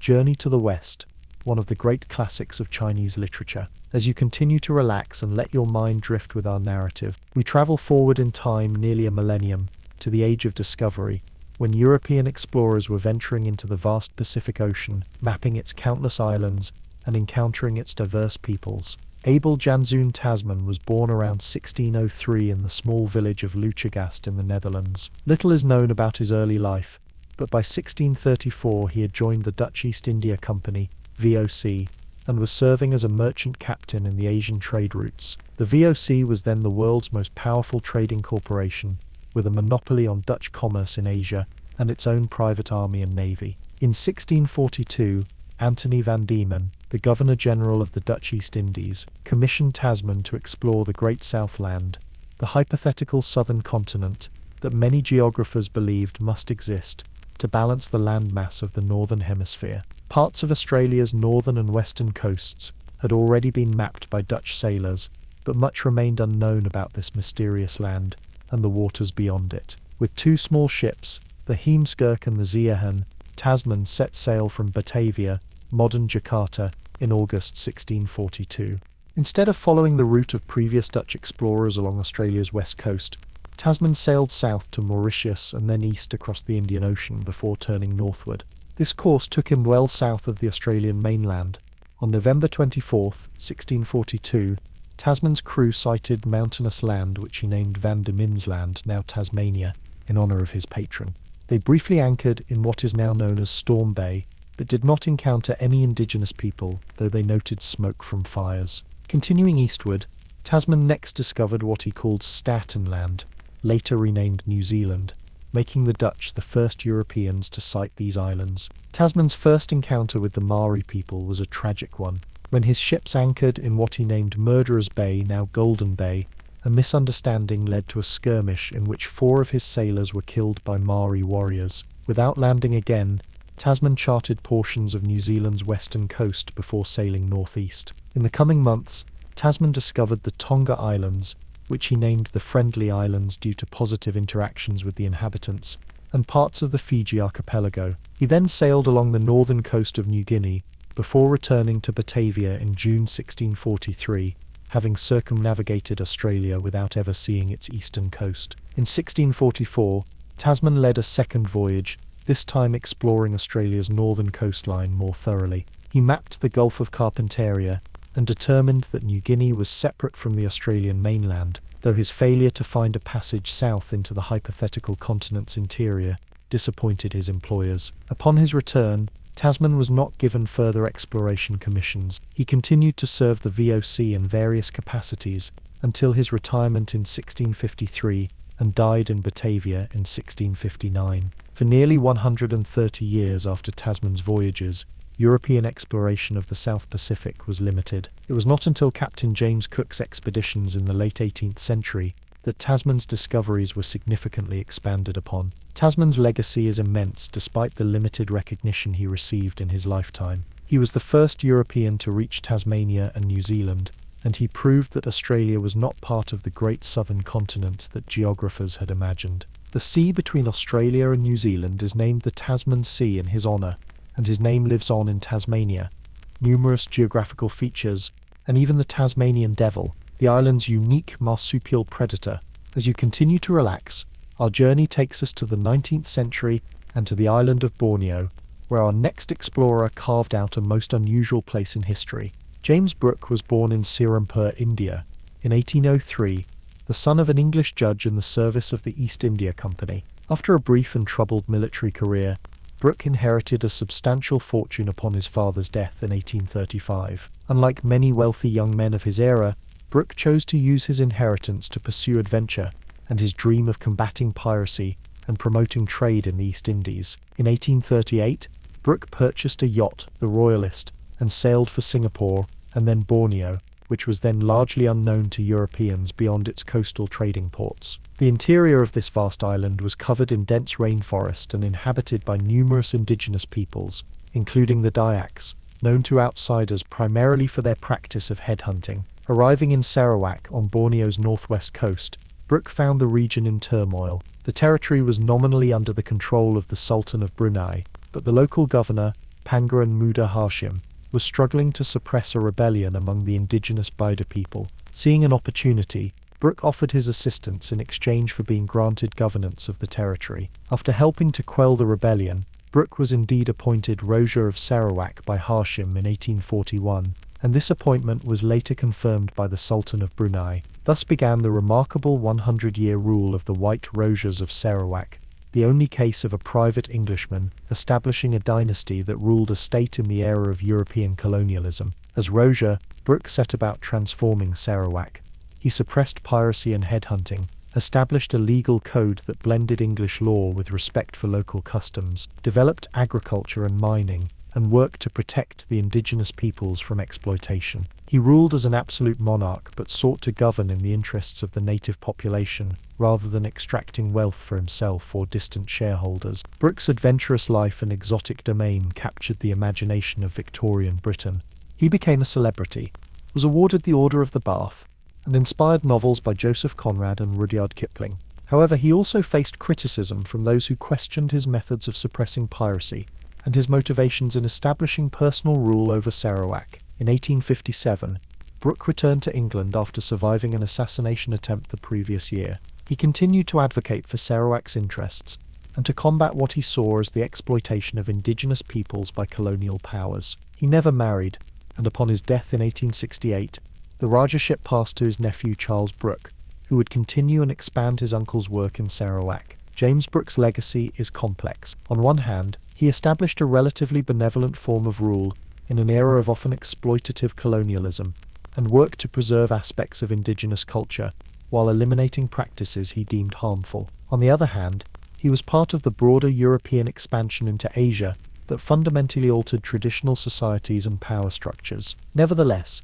his unusual career as explorer-turned-ruler remains one of the most fascinating chapters in the history of European engagement with Asia. As you continue to prepare for sleep, Final Explorer of this chapter offers a different perspective on Asian travel, that of a Victorian woman who defied the conventions of her time to become one of the most intrepid travellers of the 19th century. Isabella Bird was born in Yorkshire, England in 1831 to a family of comfortable means. From childhood, she suffered from poor health, including spinal problems, nervous headaches, and insomnia. Doctors recommended travel as a cure, beginning a lifelong pattern where Bird seemed physically robust while exploring the world, but fell ill when confined to conventional Victorian domestic life. Bird's career as a serious explorer began relatively late. At the age of 40, following the death of her parents, she embarked on a journey to Australia and then Hawaii, then called the Sandwich Islands. She fell in love with the Hawaiian landscape and people,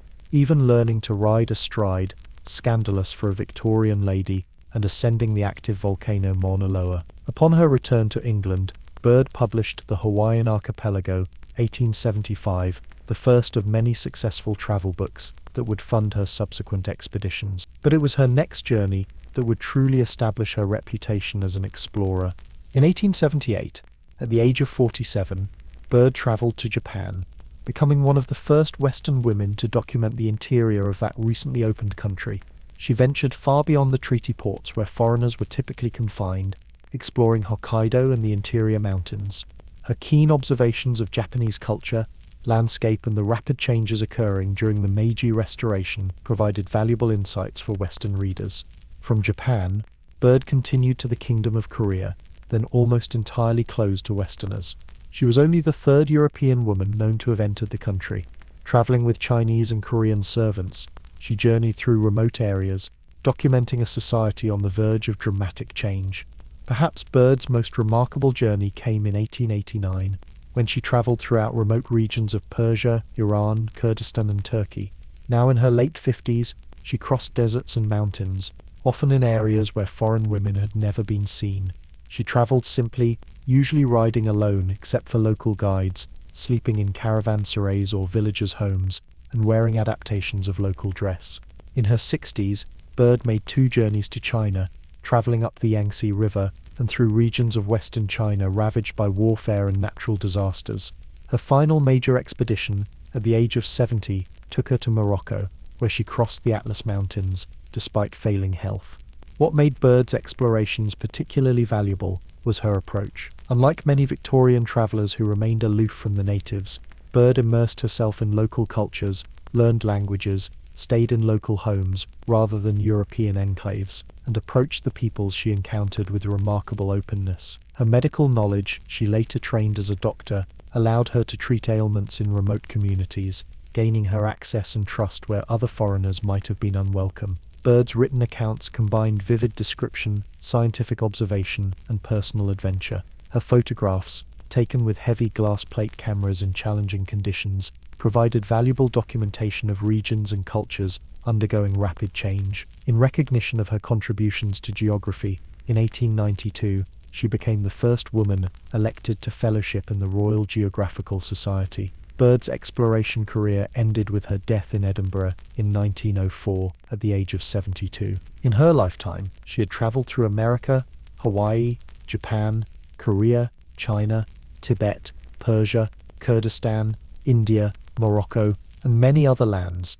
An extraordinary achievement for anyone in the 19th century, let alone a woman who began serious exploration in middle age and battled chronic health problems. As we conclude this chapter on Asian and Oceanic explorers, consider the diverse motivations that drove these remarkable individuals. Xuanzang sought spiritual and intellectual enlightenment in the sacred texts of India. Tasman sailed in search of new lands and trade opportunities for his Dutch employers. Brooke pursued adventure and his personal vision of benevolent governance. Bird travelled initially for health, but continued out of genuine curiosity about the world's peoples and places. Each contributed to our understanding of Asia and the Pacific in their own way, mapping coastlines, documenting cultures, establishing connections between East and West, and challenging preconceptions about these regions. Their journeys expanded the world's knowledge, not just of geography, but of the rich diversity of human societies, and the natural wonders to be found across the vast expanse of Asia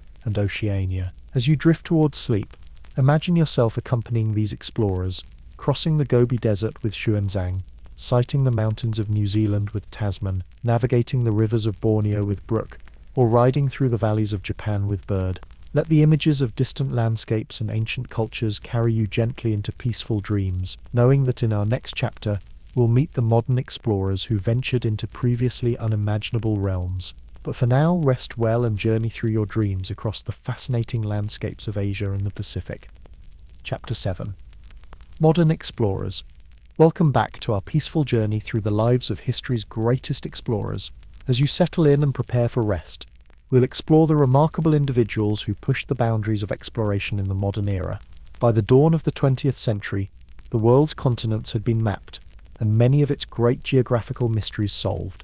Yet the human drive to explore continued, finding new frontiers in record-setting journeys, scientific discovery, and the unexplored realms beneath the seas. Our first modern explorer redefined what was possible for a woman in the male-dominated world of journalism and adventure. Nellie Bly, born Elizabeth Jane Cochran in 1864 in Pennsylvania, began her career as a groundbreaking investigative journalist. Writing for Joseph Pulitzer's New York World, she pioneered stunt journalism, going undercover to expose conditions in factories, prisons, and mental institutions. Her 1887 exposé on the Women's Lunatic Asylum on Blackwell's Island, where she feigned mental illness to be committed, led to significant reforms and established her reputation for courage and determination. In 1889, inspired by Jules Verne's novel Around the World in 80 Days, Bly proposed to her editor that she attempt to break the fictional record of Phileas Fogg. On November 14, 1889,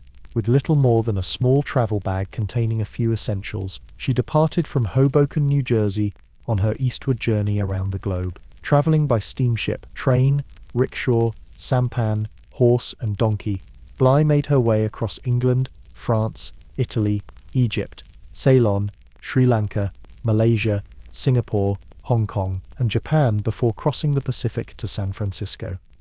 She faced numerous challenges, including language barriers, unfamiliar customs, and transport delays. At one point, she even purchased a monkey in Singapore as a traveling companion. Throughout her journey, Bly sent regular dispatches back to the New York World, which published updates on her progress and created various promotions around her adventure. The newspaper organized a contest for readers to guess her exact arrival time, and Nellie Bly board games and merchandise appeared in stores. Her journey became a worldwide sensation. When she reached San Francisco, Bly learned that she was racing against time and another female journalist, Elizabeth Bislind of Cosmopolitan magazine, who had been sent westward around the world in an attempt to beat Bly's time. In a final dramatic dash across the American continent by train, Bly reached New Jersey on January 25, 1890, completing her journey in 72 days, 6 hours, and 11 minutes. A new world record. Bly's circumnavigation was remarkable not just for its speed, but for what it represented. In an era when women were still fighting for basic rights and independence, she travelled unaccompanied through countries where Western women rarely ventured. Her journey demonstrated that women could be just as adventurous, resourceful, and determined as men in an age of exploration. She published her adventures in the book Around the World in 72 Days, which became a bestseller. After her global circumnavigation, Bly continued her journalism career, later becoming an industrialist after marrying a wealthy manufacturer, and finally returning to reporting during World War I. She died in 1922, having blazed a trail for both women journalists and travellers. As you continue to relax and let your mind drift with our story, we journey from Bly's global circumnavigation to the vast windswept expanses of Central Asia with our next explorer. Roy Chapman Andrews was born in 1884 in Bly, Wisconsin. From childhood, he dreamed of adventure and exploration, inspired by the natural world around him. After graduating from college, Andrews traveled to New York City with the single-minded goal of working at the American Museum of Natural History. Beginning as a janitor and taxidermist, he gradually worked his way up to leading major scientific expeditions. Between 1909 and 1914, Andrews led several zoological expeditions to the East Indies and China, collecting specimens for the museum and developing his skills as a field researcher. He studied whales in the North Pacific and Korea, making significant contributions to marine mammal science. But it was his ambitious Central Asiatic expeditions to Mongolia between 1922 and 1930 that would cement his place in exploration history. The Gobi Desert expeditions represented a new type of exploration, multidisciplinary scientific journeys combining paleontology, archaeology, geology, and zoology. Andrews assembled a team of specialists and pioneered the use of motorized transport in scientific expeditions, employing a fleet of Dodge cars and trucks to traverse the harsh desert terrain. This innovative approach allowed the team to cover vast areas and transport significant finds back to civilization. The expeditions yielded spectacular results, including the first discovery of dinosaur eggs, new species of dinosaurs, and evidence of prehistoric human habitation in Mongolia. Perhaps most significantly, the expedition's findings supported the then controversial theory that Central Asia, rather than Africa, was the cradle of mammalian evolution and possibly human origins, though later discoveries would shift scientific consensus back toward Africa. Andrews' explorations were not without danger. His team faced sandstorms, extreme temperatures, water shortages, political instability, and occasionally hostile bandits. Andrews himself was known for his courage and marksmanship, reportedly carrying a pistol and using it to scare off would-be attackers. These dramatic elements, combined with the significant scientific discoveries, captured the public imagination and made Andrews a celebrity explorer. In his later years, Andrews served as the director of the American Museum of Natural History, wrote popular books about his adventures, and lectured widely. His autobiography, Under a Lucky Star, recounted his remarkable journey from a small Midwestern town to leading some of the most significant scientific expeditions of the early 20th century. Some have suggested that Andrews may have been one of the inspirations for the character of Indiana Jones, the adventurous archaeologist of film fame, though Andrews himself was a zoologist and paleontologist rather than an archaeologist. Andrews died in 1960, having witnessed enormous changes in exploration. When he began his career, much of Central Asia remained unmapped and unexplored by Westerners. By the time of his death, the advent of aircraft and improved land transport had made even the remotest regions accessible. Yet his legacy of scientific discovery and adventure continues to inspire, reminding us that exploration is not just about being first, but about advancing human knowledge. As you continue to relax and prepare for sleep, our journey now takes us beneath the surface of the oceans with a pioneering underwater explorer who opened up a new frontier for human discovery. Jacques-Yves Cousteau was born in 1910 in Saint-André-de-Cubzac, France. As a sickly child, he took up swimming to strengthen his body, developing a lifelong love of water. After joining the French Navy and training as an aviator, a serious car accident ended his flying career, but led to his rehabilitation in the Mediterranean Sea, where he began diving with early underwater goggles. Cousteau's curiosity about the underwater world led to his most significant invention. During World War II, while France was under German occupation, he and engineer Émile Gagnon developed the aqua lung, the first commercially successful self-contained underwater breathing apparatus, soothe.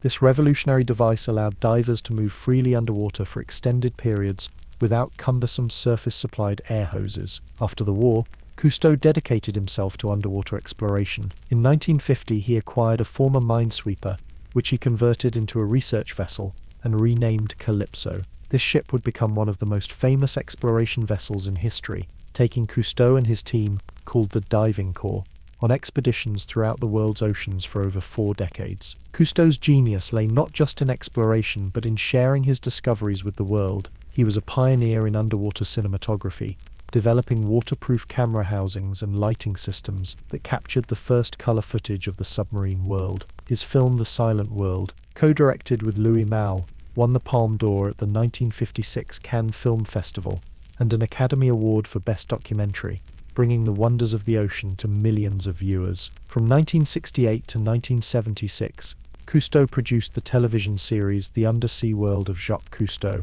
which was broadcast in more than 100 countries. With his distinctive red-cap French accent and the iconic Calypso, Cousteau became the world's most recognized advocate for ocean exploration and conservation. His charismatic presence and ability to communicate complex scientific concepts in engaging ways made him a beloved figure worldwide. Beyond filmmaking, Cousteau's expeditions yielded significant scientific discoveries. His team studied Mediterranean underwater archaeology, the effects of oil drilling on marine ecosystems, and the rich biodiversity of coral reefs from the Red Sea to the Amazon. They explored underwater cave systems, documented shipwrecks, and observed marine life behavior never before recorded. As Cousteau witnessed the degradation of ocean environments over his long career, he became an increasingly vocal conservationist. In 1973, he founded the Cousteau Society, dedicated to protecting marine life from pollution and exploitation.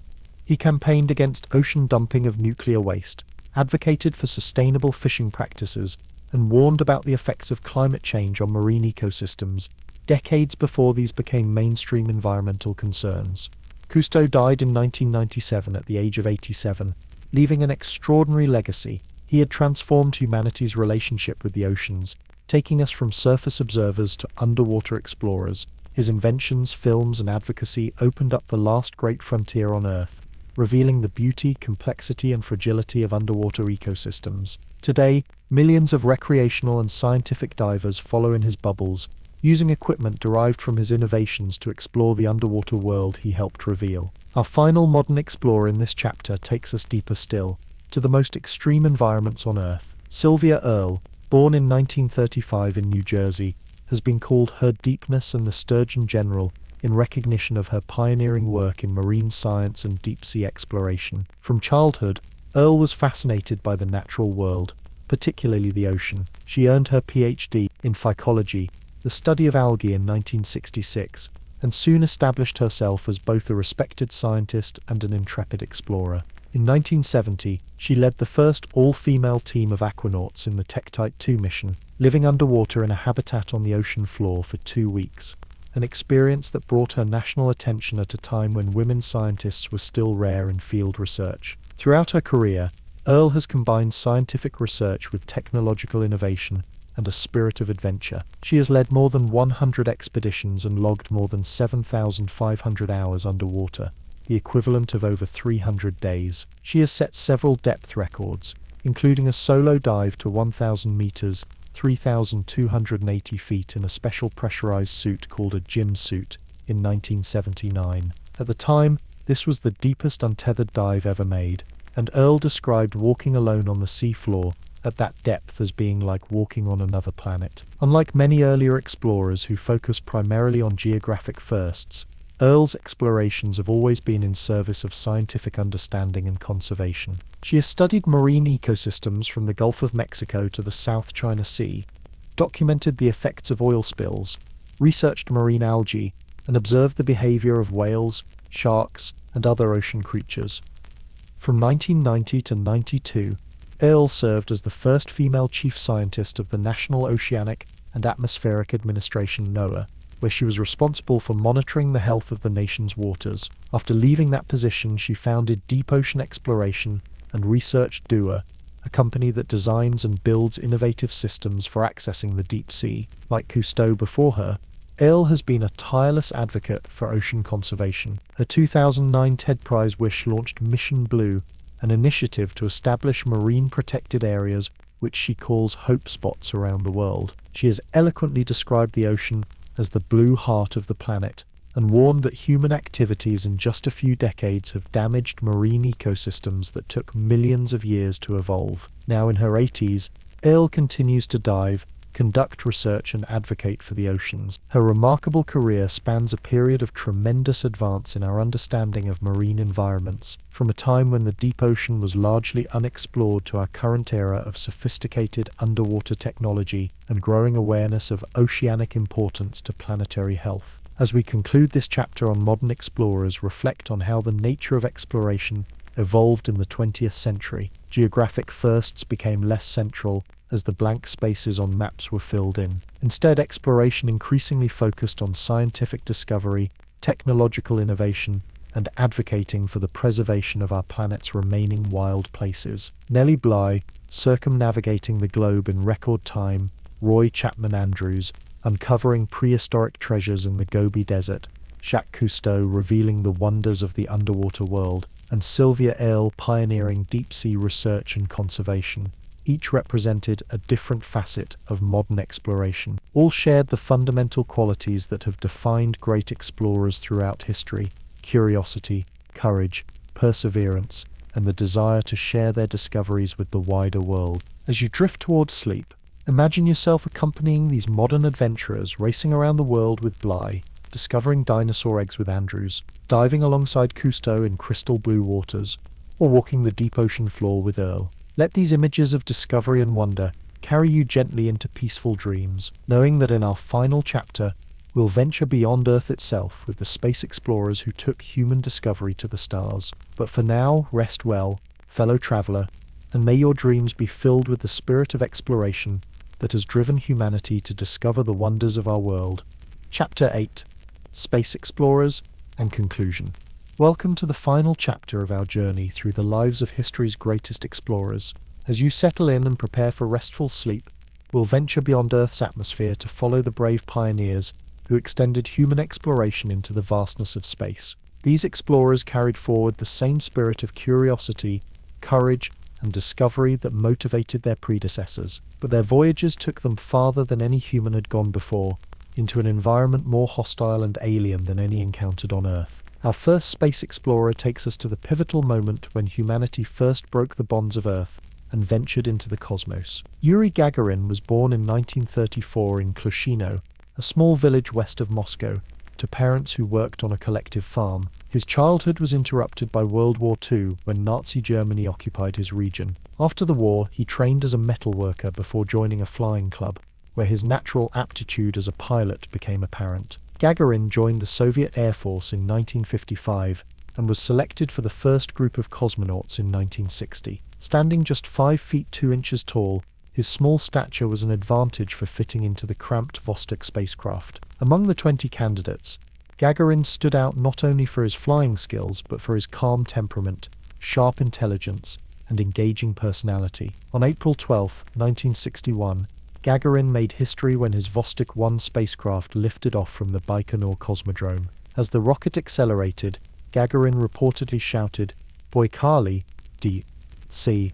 Let's go," a phrase that became iconic in Russian culture. His flight lasted 108 minutes as he completed a single orbit around the Earth, experiencing weightlessness and viewing our planet from space, the first human to do so. During the flight, Gagarin remained remarkably composed. He described what he saw, kept a logbook, and even ate and drank from special tubes. His calm demeanor was all the more impressive, given that several aspects of the mission were highly risky. For example, the spacecraft's re-entry was far from smooth, with the equipment module failing to separate properly from the landing module, causing the capsule to tumble alarmingly before the modules finally separated. Gagarin's return to Earth had one final unusual feature. He He ejected from the Vostok capsule at about 4 miles altitude and parachuted to the ground separately, landing in a field near the Volga River, where a farmer and her daughter were the first to greet the returning space traveler. This ejection was part of the mission design, as the Vostok's landing system was too rough for a cosmonaut to remain inside during touchdown. Gagarin's historic flight made him an international celebrity and a hero in the Soviet Union, which celebrated his achievement as a triumph of communism in the ongoing Cold War space race with the United States. He toured the world, meeting heads of state and adoring crowds alike. His working-class background, genuine warmth and ready smile made him an ideal ambassador for his country. Tragically, Gagarin's life was cut short in March 1968, when he and flight instructor Vladimir Seryogin died in a MiG-15 training jet crash. He was just 34 years old. The exact circumstances of the crash remained mysterious for decades, with various theories proposed including poor weather conditions, a near miss with a weather balloon, or a maneuver to avoid another aircraft. Gagarin's legacy is commemorated worldwide. Craters on the Moon and Mars bear his name, as do streets and squares in cities across the globe. April 12th is celebrated as Cosmonautics Day in Russia and as the International Day of Human Spaceflight by the United Nations. But perhaps his most important legacy was opening the frontier of space to human exploration and demonstrating that people could survive and function in the alien environment beyond Earth's protective atmosphere. As you continue to relax and let your mind drift with our narrative, we turn from the first man in space to the first woman to achieve this milestone. Valentina Tereshkova was born in 1937 in the village of Maslenikovo in western Russia. Like Gagarin, she came from humble beginnings. Her father was a tractor driver who died in World War II, and her mother worked in a textile plant. Tereshkova herself began working in a textile mill at age 18, completing her education through correspondence courses. She developed an interest in skydiving, making her first jump at age 22, a hobby that would eventually change the course of her life. In the wake of Gagarin's flight, the Soviet Union decided to launch the first woman into space, partly for the scientific value, but largely for the propaganda victory it would represent. Female candidates were sought from among parachutists rather than military pilots, since women were not accepted into the Soviet Air Force at that time. Tereshkova, with her working-class background, party loyalty and parachuting experience, was an ideal candidate. Selected with 4 other women for training, Tereshkova underwent the same rigorous preparation as male cosmonauts, including isolation tests, centrifuge spins to simulate G-forces, weightlessness training, and spacecraft engineering studies. She proved to be a capable trainee, though she had less formal education than some of the other candidates. On June 16, 1963, Tereshkova launched aboard Vostok 6, becoming the first woman in space at age 26. Her call sign was Chaika, Seagull. Her mission lasted nearly 3 days, during which she orbited the Earth 48 times, logging more time in space than all American astronauts combined up to that point. During the flight, she conducted various experiments and kept a logbook, including observations of the horizon that would help designers create instruments for spacecraft orientation. The flight was not without difficulties. Tereshkova experienced nausea and physical discomfort, which she downplayed in her communications with ground control. More seriously, it was discovered that the spacecraft's automatic navigation system had been programmed with the wrong coordinates, which would have sent her higher into orbit rather than back to Earth. This error was corrected, allowing for a successful re-entry. Like Gagarin before her, Tereshkova ejected from her capsule at about 4 miles altitude and parachuted to Earth separately, landing near the original Vostok 1 landing site. Upon landing, she reportedly offered food from her supplies to local villagers who helped her after the touchdown,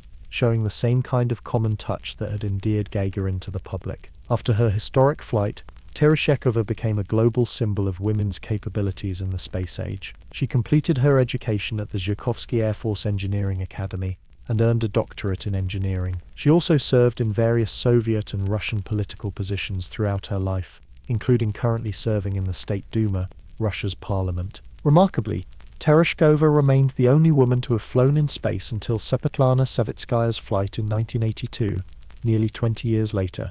She was the only female cosmonaut in the Soviet Union's first group of female cosmonauts, as none of the other 4 ever flew to space. Even today, fewer than 70 of the approximately 600 people who have flown in space have been women, making Tereshkova's achievement all the more significant in the history of space exploration. As you continue to relax and prepare for sleep, Our journey takes us from these pioneering individual spaceflights to perhaps the greatest feat of exploration in human history, the Apollo program that landed humans on the moon. When President John F. Kennedy declared in 1961 that the United States would land a man on the moon and return him safely to Earth before the end of the decade, it seemed an almost impossible goal. The US had sent its first astronaut, Alan Shepard, on only a 15-minute suborbital flight at the time of Kennedy's announcement. The technology to achieve a lunar landing simply did not exist. Over the next 8 years, NASA undertook an enormous effort involving more than 400,000 people and 20,000 companies and universities to make Kennedy's vision a reality. The Mercury program sent the first Americans into orbit. The Gemini program developed critical skills like spacewalking and orbital rendezvous. Finally, the Apollo program was tasked with the lunar landing itself. The path was not smooth. In January 1967, a fire during a ground test of Apollo 1 killed astronauts Gus Grissom, Ed White and Roger Chaffee, forcing a major redesign of the Apollo spacecraft. After several uncrewed test flights and the crewed Apollo 7, 8, 9 and 10 missions, each testing different aspects of the technology, Apollo 11 was ready for the first landing attempt. On July 16, 1969, Apollo 11 lifted off from Kennedy Space Center with 3 astronauts aboard: Commander Neil Armstrong, Lunar Module Pilot Edwin Buzz Aldrin, and Command Module Pilot Michael Collins. After a 3-day journey to the moon, Armstrong and Aldrin boarded the Lunar Module Eagle, separated from the Command Module Columbia, where Collins remained in orbit, and began their descent to the lunar surface. The landing was fraught with challenge. The automated guidance system was directing them toward a boulder-filled crater. Armstrong took manual control and piloted Eagle to a safer spot, landing with less than 30 seconds of fuel remaining. At 10:56 p.m. ET on July 20, 1969, Armstrong became the first human to step onto another world, uttering the immortal words, "That's one small step for a man, one giant leap for mankind." Armstrong and Aldrin spent about 2.5 hours outside the lunar module, collecting samples, taking photographs, setting up experiments, and planting an American flag. They left behind a plaque reading, "Here men from the planet Earth first set foot upon the moon, July 1969. AD we came in peace for all mankind." After returning to Eagle, the astronauts rested briefly before firing the ascent engine to rejoin Collins in lunar orbit. The reunited crew then began the journey home, splashing down in the Pacific Ocean on July 24, 1969. As a precaution against possible lunar microorganisms, the astronauts were quarantined for 3 weeks, though no lunar pathogens were ever found. Apollo 11's achievement was celebrated worldwide, with an estimated 600 million people, about 1/5 of the world's population at the time, watching the moonwalk live on television. The mission fulfilled Kennedy's goal and represented a triumph of human ingenuity, courage, and determination. 5 more successful Apollo landings followed, with the final mission, Apollo 17, leaving the lunar surface in December 1972. The 12 men who walked on the moon during the Apollo program remain the only humans to have set foot on another world. They explored different regions of the lunar surface, conducted increasingly sophisticated scientific experiments, and brought back a total of 842 pounds of lunar rocks and soil for study on Earth. The Apollo astronauts were explorers in the truest sense, venturing into an entirely new environment where humans had never been before. They faced dangers comparable to those encountered by the earliest terrestrial explorers: the vacuum of space, extreme temperatures, radiation, micrometeorites, and the challenge of operating complex equipment far from any possibility of rescue. Their achievement represents the high-water mark of human exploration to date. As you drift closer to sleep, let us conclude our journey through the history of exploration by considering the most recent frontier, robotic exploration of the solar system and beyond. While human space exploration beyond Earth orbit has been paused since Apollo, robotic explorers have ventured far into the solar system, serving as our proxies in the ongoing quest for discovery. 2 missions in particular exemplify this new age of exploration: the Voyager program and the Mars rovers. Launched in 1977, Voyager 1 and 2 took advantage of a rare planetary alignment to conduct a grand tour of the outer planets. Voyager 1 visited Jupiter and Saturn, while Voyager 2 flew by Jupiter, Saturn, Uranus, and Neptune, providing our first close-up views of these distant worlds and their moons.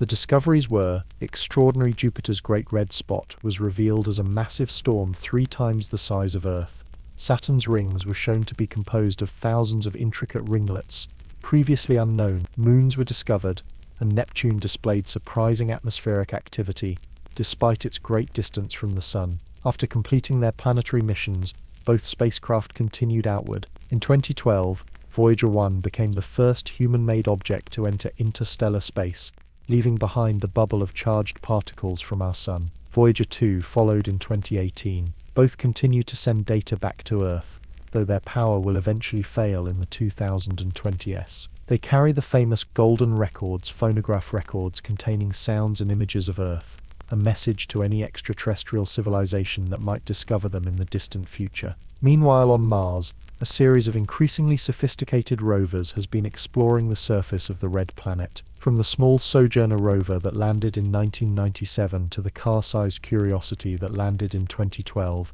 and the even more advanced Perseverance that arrived in 2021, these robotic explorers have revolutionized our understanding of Mars. Operating under extreme conditions millions of miles from Earth, the rovers have found evidence that Mars was once much wetter than it is today, with conditions potentially suitable for microbial life. They have studied the Martian atmosphere, documented dust storms, examined rocks and soil, and even produced oxygen from the carbon dioxide-rich atmosphere, a technology that could be crucial for future human missions. These robotic explorers extend the human tradition of discovery into realms where our physical bodies cannot yet venture.